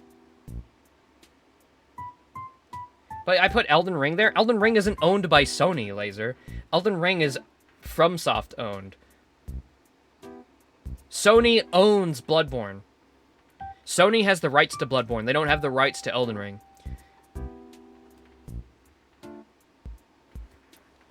Sony... Okay, so here's the lowdown. Sony owns Bloodborne and Demon's Souls. They have the rights to those. Because they published them, I think. And gave FromSoft the money to create them. So, FromSoft can't do anything for Bloodborne or Demon's Souls anymore. Do I trade on the market with these tips? Get that on the down low, okay? Alright. On that note, let's see. It really is kind of just like anything you could imagine could happen. Especially if it's as powerful as we're led to believe. Who knows? You know what? I was thinking about it. Wouldn't it be crazy? Would it be so awesome? It would be so cool if Silksong released on the release day of the Nintendo Switch 2.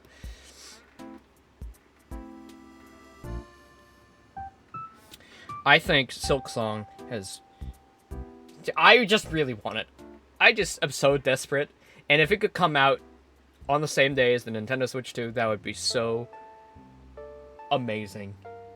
It might be a bad idea for it to compete with 3D Mario, but, like, could you imagine? Or maybe at least around the release, maybe. Like, it's later in the release month or something. But I feel like Silksong isn't going to get a big trailer with a release date. I think they might even go as far to shadow drop Silksong. And it's going to blow everybody away. It's just going to blow up the entire internet. I feel like that's something they might do. Team Cherry is kind of quirky like that. Okay. I mean, you guys are here. You guys have any ideas? Any predictions? You know, we'll put you guys in here, too. It's quite a lot that we've already put up here. And sure, it's going to be way more than I'm thinking of. You know what? I think we're probably going to get a Microsoft game. I think that's probably...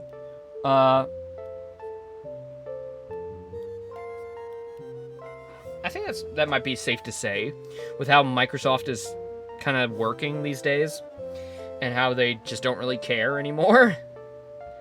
Pokemon Pocket on Switch 2. I think we're going to get a Microsoft IP. And if I had to take a guess, I would hope for Rare Replay, Switch Edition.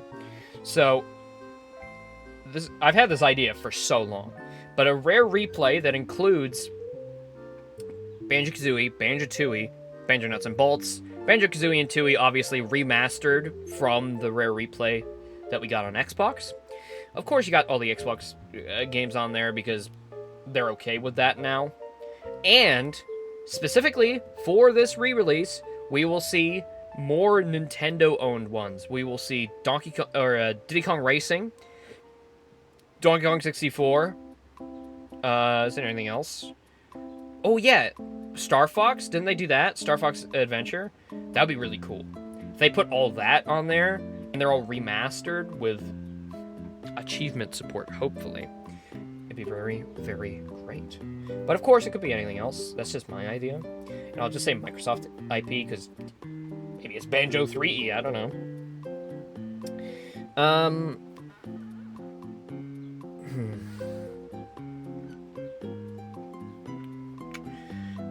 Probably some remastered games from Nintendo. Some re-release, remastered. Sure, I'll leave that. I'll leave that misspelt for the funnies. Remastered NS games, like Tears of the Kingdom, Pikmin, just heavy hitters, that came out before.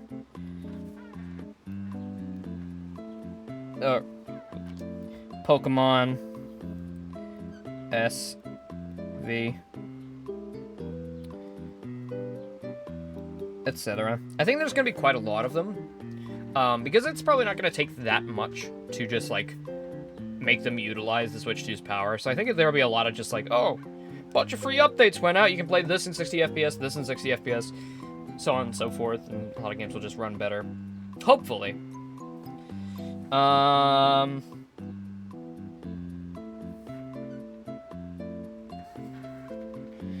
What is Pokemon Pocket? What is that? What is Pokemon Pocket? I don't even know what that is.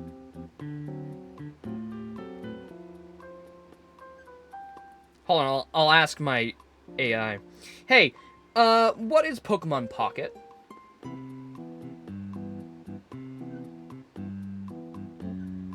I am always available in any context on your phone. If you Thanks. want to collaborate on a project. What is Pokemon Pocket? 2.0 Flash Experimental is one of my new experimental models. It's available to all users. That's not what I fucking said. I asked what Pokemon Pocket is.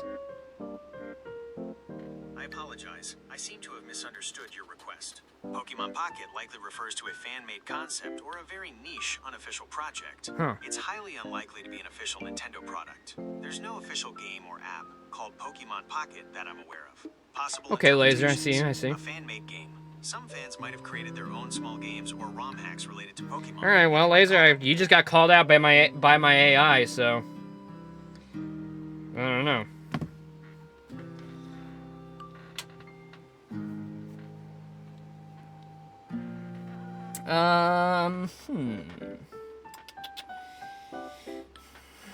What else could be there at the start? It's hard to kind of picture, before it's actually happened. I've never done this before. Look it up? Okay, all right. Let me look it up. I'll look it up. Pokemon Pocket.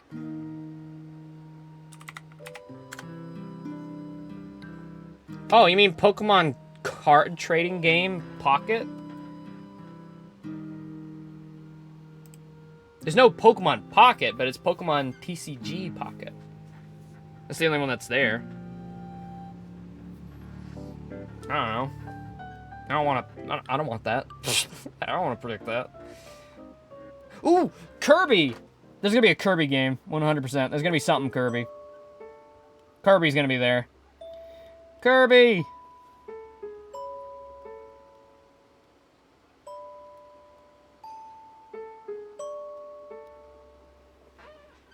Kirby is gonna be there. He's gotta be there. Kirby's just he's always there. Oh yeah, wait, hold on. How could I forget? NSO. I did actually think about this before. NSO, GameCube. You know what? I've been on the fence because I think GameCube games are a little too good, but it would be a great, crazy thing for Nintendo to bring in. Like, could you imagine GameCube games just running well on Switch too? Like Luigi's Mansion, OG Mario Sunshine. My initial thing for this was because they have been remastering and porting, like, Mario 64, Metroid Prime remastered, but then they did Mario 64 on the 64 emulator as well as having it in 3D All-Stars. So it's like, okay, maybe it is possible. So, yeah, okay. NSO GameCube. I don't remember what the shortened GameCube is. Is it just GC? Oh well, I'll type it out. Write it out. It's doing insanely well. The TCG. Not a big card game head, but, you know, I bought Balatro because it was up for Game of the Year, so maybe I will become a card game head. That's looking like a pretty solid launch lineup, I gotta be honest. With some really cool games being announced. So, okay, let's go over it. 3D Mario with a unique Switch 2 bundle. Maybe unique colors as well. Doom 2016 and Eternal updates with the Dark Ages announcement. Capcom will be there most likely with RE remakes, most likely 2 and 4. Possibly they do 8 and 7. I think we are getting Resident Evil 9 soon. That might be coming next year. I don't know. Atlas will be bringing Metaphor and Persona 3 Reload. Elden Ring will get announced for holiday. Dark Souls Trilogy will be a launch. That's pretty cope, but it's my list. Mario Kart 9 will get announced and released subsequently in May or April. And it's going to be a Smash-type kart racing game. And leading up to May and April, we'll get, like, some character reveals, maybe, in the style of Smash Bros. That's another kind of just copium, but it'd be really cool. Wind Waker HD and Twilight Princess would be announced for June. Silk Song will shadow drop with the Switch 2. Some type of Microsoft IP. Some remastered Nintendo Switch games. Kirby, and a mysterious, unique project. And NSO GameCube. I think that all kind of tracks. Dark Souls Trilogy, It's probably the only one that doesn't really make too much sense to shadow drop as well as Silk Song. I feel like those would have like a pretty big announce, but hey, whatever. That's what we're gonna say for now. Maybe we'll add to it later. We'll see. Man, we've been streaming for 2 hours. Can you believe that? I can't actually believe that. I thought it was gonna be a short stream, but no. Okay. Chuck it all over there. Alright. So. Whoops.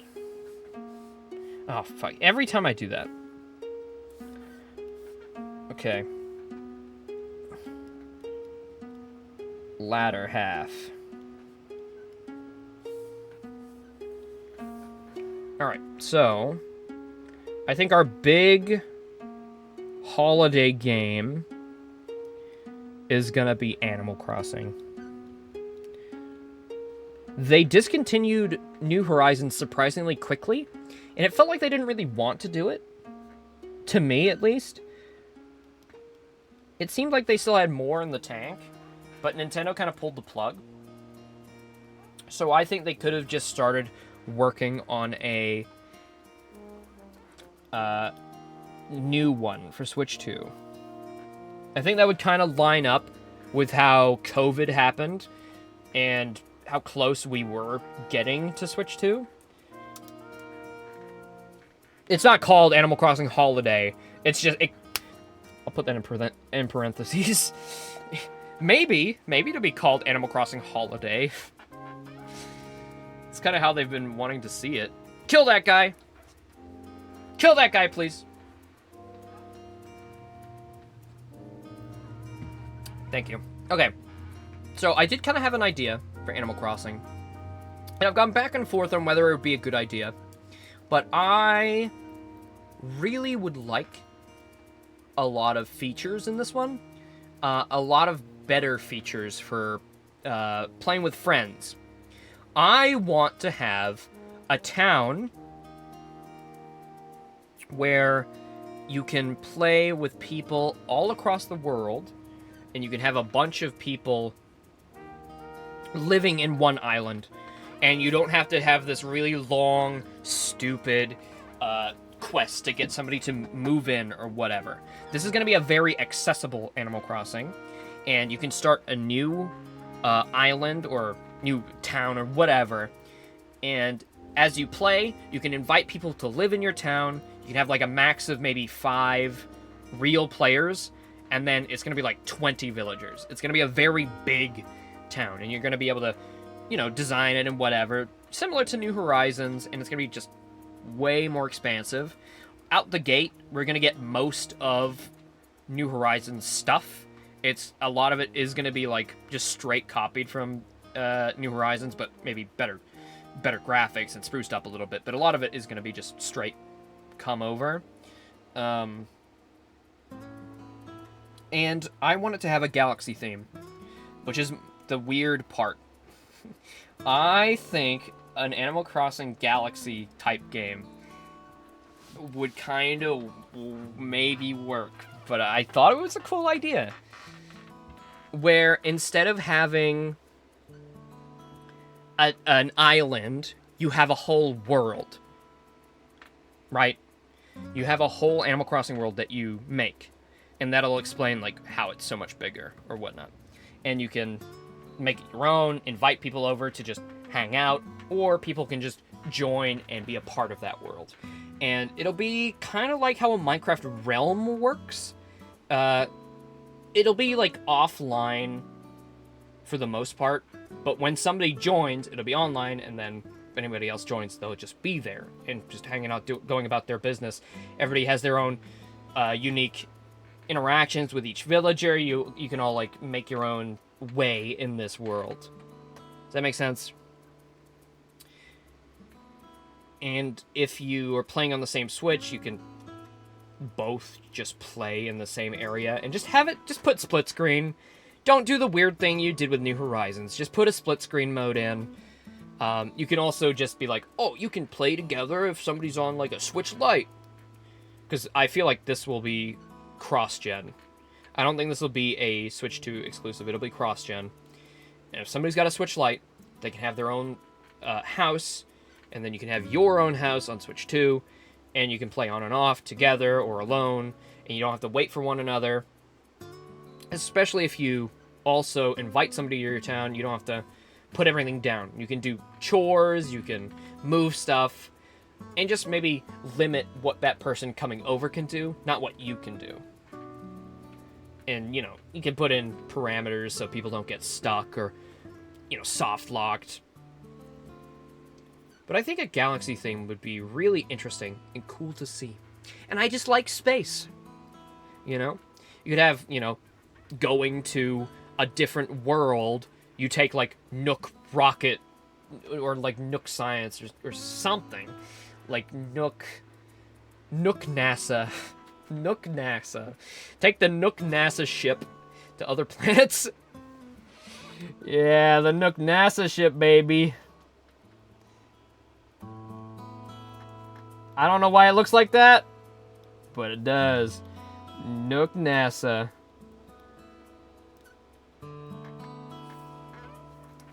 Looks like a fucking fish.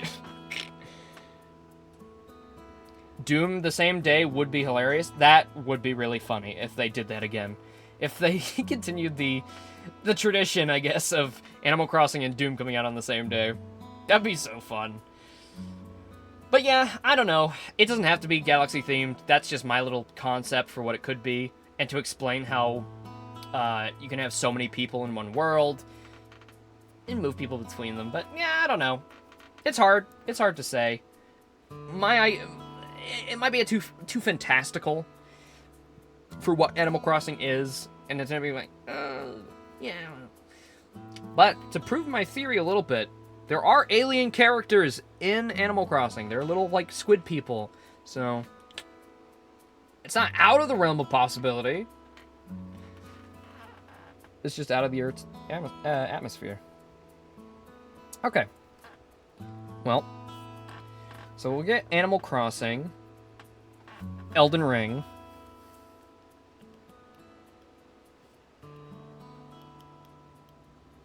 Also, I can't believe I didn't even put, you know, Night Rain. Oop. I don't remember how to spell it. It's like that or something.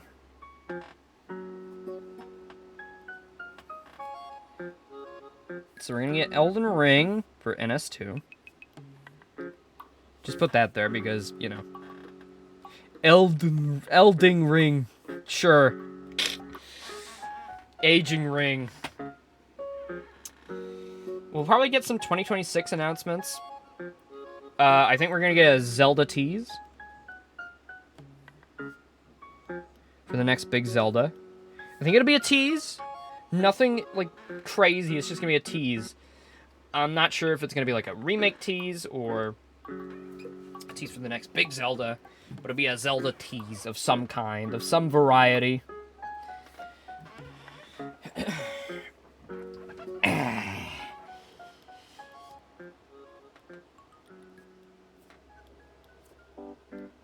DLC, baby! Where is it?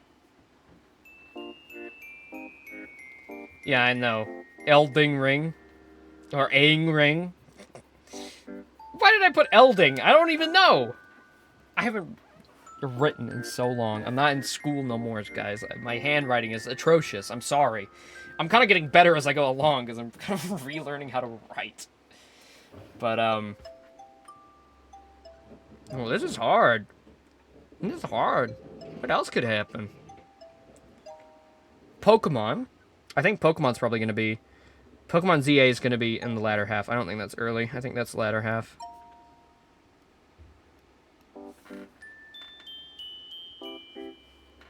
I just kind of forgot about it, to be honest. But I don't think it's going to be released. I think it's going to be latter half. Ooh, Metroid Prime 4. Ooh, wait, when's that going to come out? I think Metroid Prime 4 might come out middle of the year. I think that might be a June game.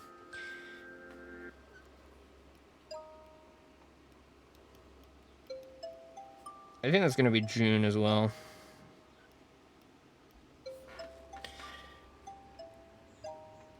You know what? 2D Metroid. I think we're going to get a 2D Metroid announcement. For 2026. I think the next big 2D Metroid is going to get announced. I think that's definitely being worked on, at least. Maybe a Metroid... Oh.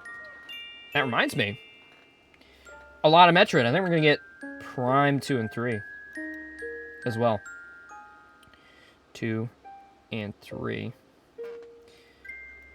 Before 4. So I think Prime 2 and 3 is going to come out before 4, because that's what they did for Pikmin. Because Pikmin 3 was on Switch, but Pikmin 1 and 2 weren't. And then to the lead-up of Pikmin 4, they did Pikmin 1 and 2. So I think Pikmin 2 and 3 are going to come out before 4. Prime 2 and 3 are going to come out before 4. Just, it would make sense. 1's already there.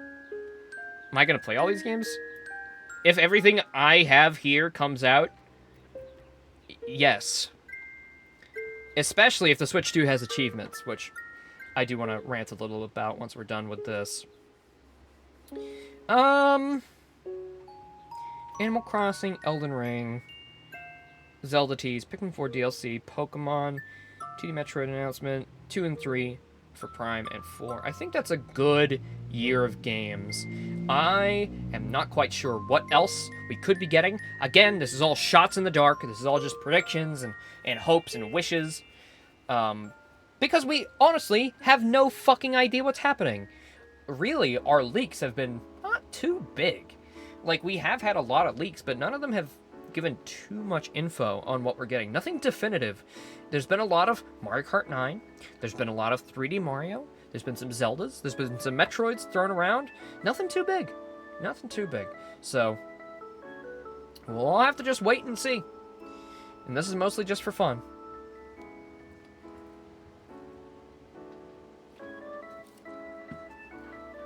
All right. Well, I think we'll leave that there. And if we come up with anything, we can add to it in a bit. Whoops.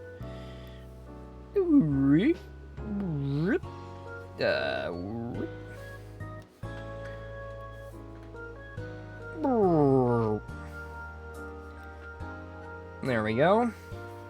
Oh, I forgot the Nook Cocket. Let me grab that real quick. There we go.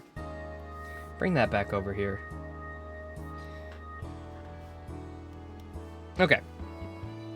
So, as well as all of the games, which are the big point of the Switch 2 coming out, you know, excited for all the games, all the possibilities. Oh, what can it do? What's gonna be these crazy new graphics? Oh, I don't know. It's gonna be insane. My fucking brain's gonna explode. Please get in there. Oh my god, that's annoying. There's a thing in my room that's on my floor. I don't know what it's for, since I live in a caravan, but it's like a little seal, and if I put my foot on it in the wrong way, it'll pump up, and I've got to, like, twist it back in with my foot. Very distracting. But another thing that I really want the Switch 2 to have, and I feel like Nintendo's gonna do it, maybe, is achievements. Oops. What I really want Nintendo to bring on is achievements.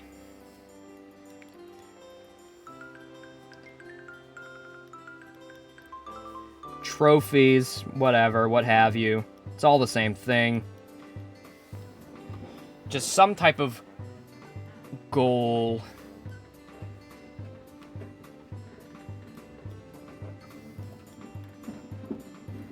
Something like that. Where you can have, like, you know, 10 of 36 for, like, Super Mario, you know?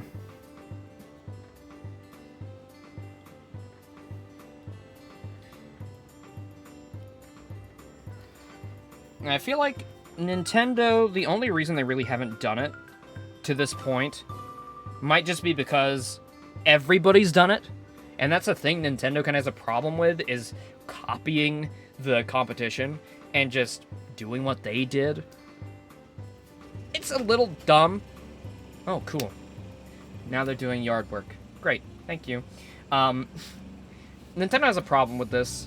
You know, they don't like copying what the competition's done. It's because they kind of got burned by it in the past with the GameCube, where they just, you know, upped the power like everybody else, and then their launch titles and everything kind of got blown out of the water by the PS2. And kind of just, they haven't been the same since. But I think it's finally time for them to just concede and bring trophies, or achievements, or goals. I don't know what they're going to call them, but I want to see them. And I want there to be, like, an equivalent to how Sony does theirs, and Steam does theirs, and how Xbox does theirs. No, don't do that. Press the wrong button. So, we're gonna want, like a low tier. Oh my god. It's right next to my... Are you serious? Cool. I'll just fuck myself. Right next to my room. Thank you. Anyways. No, not that. Awesome. I guess. I don't fucking know. They're doing it right next to my eardrums and right next to where I do all my work, but, you know, that's fine. So we're going to have a low tier achievement. Mid tier. High tier. And then complete tier. Should be pretty self-explanatory. You know, you got your bronze, silver, gold, platinum. You know, your bronzes are basic stuff, start of the game. Mid stuff, you know, high stuff. Stuff, you know, achievements that coincide with, like, doing the game, and let the developers pick and whatnot. And then you have the tier that you get for completing all of the achievements, doing as much as you can throughout the game. And then this will all be visible on your account.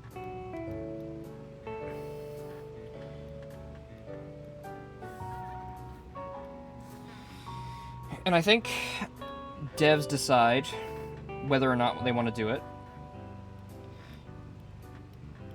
Because something I heard is that Sony and Microsoft, I think Steam probably as well, make the developers add achievements. I feel like Nintendo might be like, if you want. But from this point on, I would like to see every major Nintendo game have achievements. And I feel like it's time, because a lot of Nintendo games now, and a lot of third parties on Switch, make their own achievement lists. And it's kind of just sad to see. Like, Cuphead is the main example I can think of, where they have a whole in-game achievement list because Nintendo doesn't offer their own. And I love achievements. I just love doing these little tasks and getting the platinum trophies on things, because it just shows like a level of support for this game that you love and you really enjoyed, and you felt the need to go through and get everything. And having it shown on your NSO, it's just, you can brag about it, you can show it off. It's just a fun little thing. I feel like it's up Nintendo's alley to have something like that. I do like my busy work. It's true. It's true. So, if we're gonna make this unique, every time I want to move something, you are a little bitch, and you just fucking take it away. So, you're playing like fucking Mario over here, You're playing a little Mario, going yippee wahoo.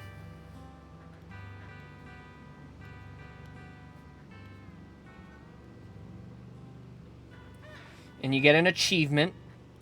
Bing! Oh, whoa, I got an achievement! Oh! But, since it's Nintendo, we'll offer a little, something that's different to all the competition. And what I'm suggesting is that maybe we have them be able to be customizable. Something that I don't think anybody's done before is just having, like, the pop-up be customizable. You can turn it off, just choose not to have it. Maybe have a Mario theme, a Zelda theme, have a bunch of different noises that can play. Of course, you'll have, like, the basic ones that just come preloaded. And we can call them, like, goalposts.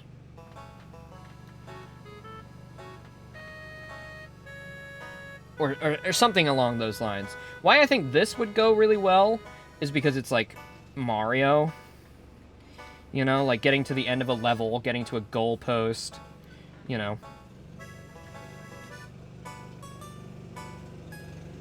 And you can have that be, like, the basic theme.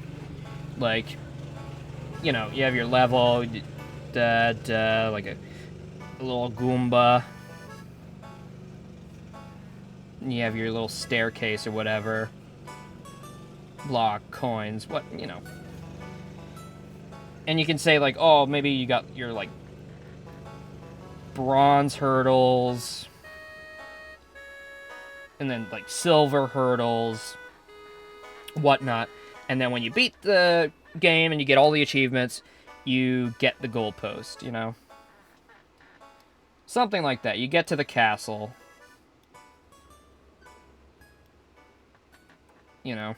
Forget what the castles look like in Mario 1. Something like that. And you could switch it up for a Zelda theme or a Pikmin theme. I feel like that would be a really cool idea. Of course, my messy fucking little doodles won't do it justice. You'd have to make it for it to really show its worth. But I think it's a really interesting idea, and it could really work well. Just have like a little, I don't know, for example, you could have like a little Pikmin, like, oh, Brent, you got an achievement. Like, drags the achievement out. Let me say, or something like that. Pikmin. I don't know. I just want achievements, and I want Nintendo to do them. So I feel like I need to explain how it would work to get them to maybe listen and do something. Because I don't think a lot of people really care, but I do. And I just want to ask and tell you guys how much I do care. I've always loved trophies and platinums and achievements. They're very fun. They're very fun, and I really like that. So, what else can we really talk about? I think that's mostly everything covered. So I want everything that comes out on the Switch 2 next year to be... Well, okay, actually... This is... You know what? I take this back. I take this back. Laser... No. I take that back. I don't want everything to be cross-gen. That was more saying, like, everything... Oh, no. What have I done? No, no, no, no, no. I want the Switch 2 games that are really, really, like... I want the Switch 2 games that are really graphically intensive to be Switch 2 exclusive. I just mean, like, I want all the Switch titles that come out next year for basic Switch to have a Switch 2 version. That's what I mean. So, like, the games that are gonna be on Switch, I want there to be a Switch 2 equivalent, like Metroid Prime 4 and Pokemon. I want there to be an enhanced Switch 2 version instead of, like, you know, playing a PS4 game on a PS5. That's what I meant. That's what I meant. There you go. There's a little... Ace Attorney? You want to play Ace Attorney now? Yeah, well, I think I've gotten my little messy predictions thing done. You know, of what I would like to see. So I'll just go over it again. I want it to be called the Switch 2. NS2, I would like it to be, actually. I want it to be called the Switch 2, but refer to it as the NS2. And just fucking copy PlayStation, essentially. I think the reveal and direct will be in January. It's going to release in March. The release lineup is going to have 3D Mario, Doom 2016, and Eternal updates, and a Dark Age confirmed. Some Capcom RE remakes, Metaphor and Persona 3, just day one. Elden Ring will get announced for the holiday. Dark Souls Trilogy will launch. Mario Kart 9 will be announced for May and April. Wind Waker HD and Twilight Princess will get announced for June. Metroid will also be in June. Silk Song will shadow drop. Microsoft IP, something. I don't know. I want Rare Replay, but I'm kind of iffy if that'll actually happen. Remastered Nintendo Switch games, kind of obvious. We know that a few of them are going to get remasters, but specifically, I want Pikmin, Tears of the Kingdom. And I would love if they had achievement support. I love living with my family. It would be great if we could get achievement support for previous games. Maybe only remastered ones. That would make sense if it's like been retouched up by Nintendo and they'll add achievement support for it. Kirby, I think Kirby's going to be there in some shape or form, whether it's a new 2D game, a port, a remaster, a new 3D Kirby, for all we know. And NSO GameCube, which will release with like probably like lackluster amount of games. It'll probably be only like 5 games. And everybody's going to be like, what? Why so little? But we're not going to say it right away because, you know, we're still hyped about Switch 2. But it's going to be like, you know, 5 games? What? That's so little. Why even do it at that point? And it'll probably be just like Luigi's Mansion. Probably like Pikmin 1.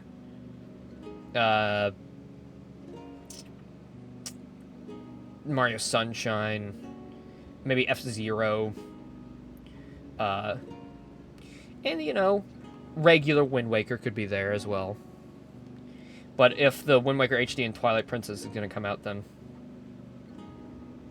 Thank you, Spiff. we will have a great 2025, and I hope you join us for more streams in the future. But yeah, latter half, Animal Crossing Galaxy, I guess, or something to that effect would be nice. Just a new Animal Crossing game, I think. Year 1 of Switch 2 would be great. Really good for the install base. Just get Animal Crossing right away, and everybody can start playing and enjoying it. Just off the bat. And then Elden Ring release. It's like the biggest FromSoft game ever.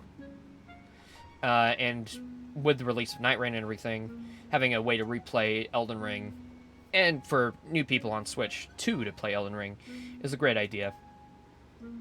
And will boost sales exponentially, I think. A Zelda tease for something coming. Don't know what it is, just it'll be Zelda. Pikmin 4 DLC. A lot of this is just like not specific enough, and I apologize for that. Again, I didn't really think too much about this before we started. I just kind of wanted to do it. So yeah, here we are doing it. But Pikmin 4 DLC to coincide with the remaster and achievement support, hopefully, with its own set of DLC, and it'll kind of show off that even DLCs can have extra little achievements, similar to how Sony does it. Pokemon ZA will release. That's cross-gen. It'll be like good. That's it. It's just good. Not great. We might not even realize that it's on Switch 2 because of how bad it looks. No, maybe I'm being too mean. And 2D Metroid announced for 2026, and Prime 2 and 3 and 4. That's kind of like, since I said June, that's obviously like moved back. I just put it over there because, I don't know, I'm stupid. You sent me something? Oh, cute little Zelda. A cute little Zelda illustration. Oops. And I really want a trophy system. I don't really care about any of the other gimmicks Nintendo might have, but I want an achievement system. That is my big ask for Nintendo for, like, a Switch 2 feature. I want achievements. I want trophies, or goalposts, or whatever they're going to call them. I just need them. I need them. It really helps me play through games longer and stick with games longer. It just, I don't know. It just helps. Oh yeah, and you know, one more thing before we hop off. Please, for the love of God, fix the fucking eShop.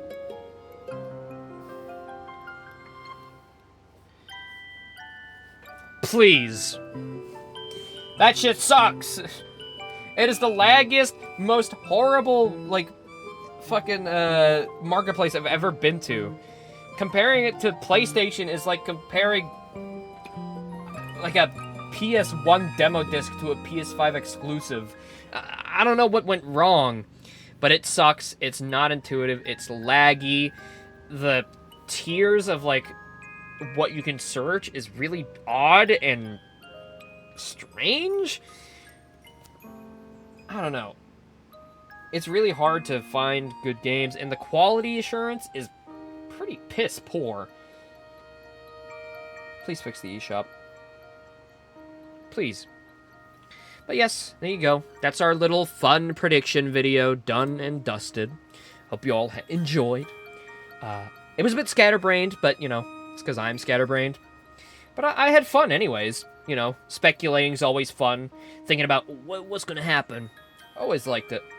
So, I'll see you guys for the Nintendo Switch 2 announcement in probably like a couple days. A lot of people are... What's the date? It's like the 8th of January is the leaked date. So I'll see you all then, and we'll see how how accurate I was. Probably not at all. I probably only got like 2 things right. But yes, if you're here live, we're going to be moving on to Ace Attorney. In just a second, I might take a little break, maybe open the door and go get some air, but we're going to do some Ace Attorney. And we're going to do a longish stream. I'm going to do like 5 hours. So we'll probably go to like 8 o'clock at night. So I apologize to everybody else who was waiting for it, since I kind of really slept in today. I kind of wanted to wake up early to do this because I knew it was going to take up at least 2 hours. But oh well, this could be fun. And it was fun. And it was very fun. So yeah, Happy New Year, everybody. I hope our 2025 is a good one. And who knows, maybe by the end of it, we'll be a superstar, huh? Maybe we'll be a top-tier streamer by the end of the year. Maybe this year will be our year. Well, maybe. I don't know. I have no idea where we're going to be. But I'm very grateful where we are right now. 314 followers. I love you all. Thank you for sticking by. Yeah. I ain't going nowhere. We're going to be here almost every day. 2025. We'll see what happens, won't we? Bye-bye, everybody. Have a great year. I'll see you next year for the next 2025 in review and predicting 2026. Bye, everybody. Come back for the Ace Attorney stream, please. Bye-bye.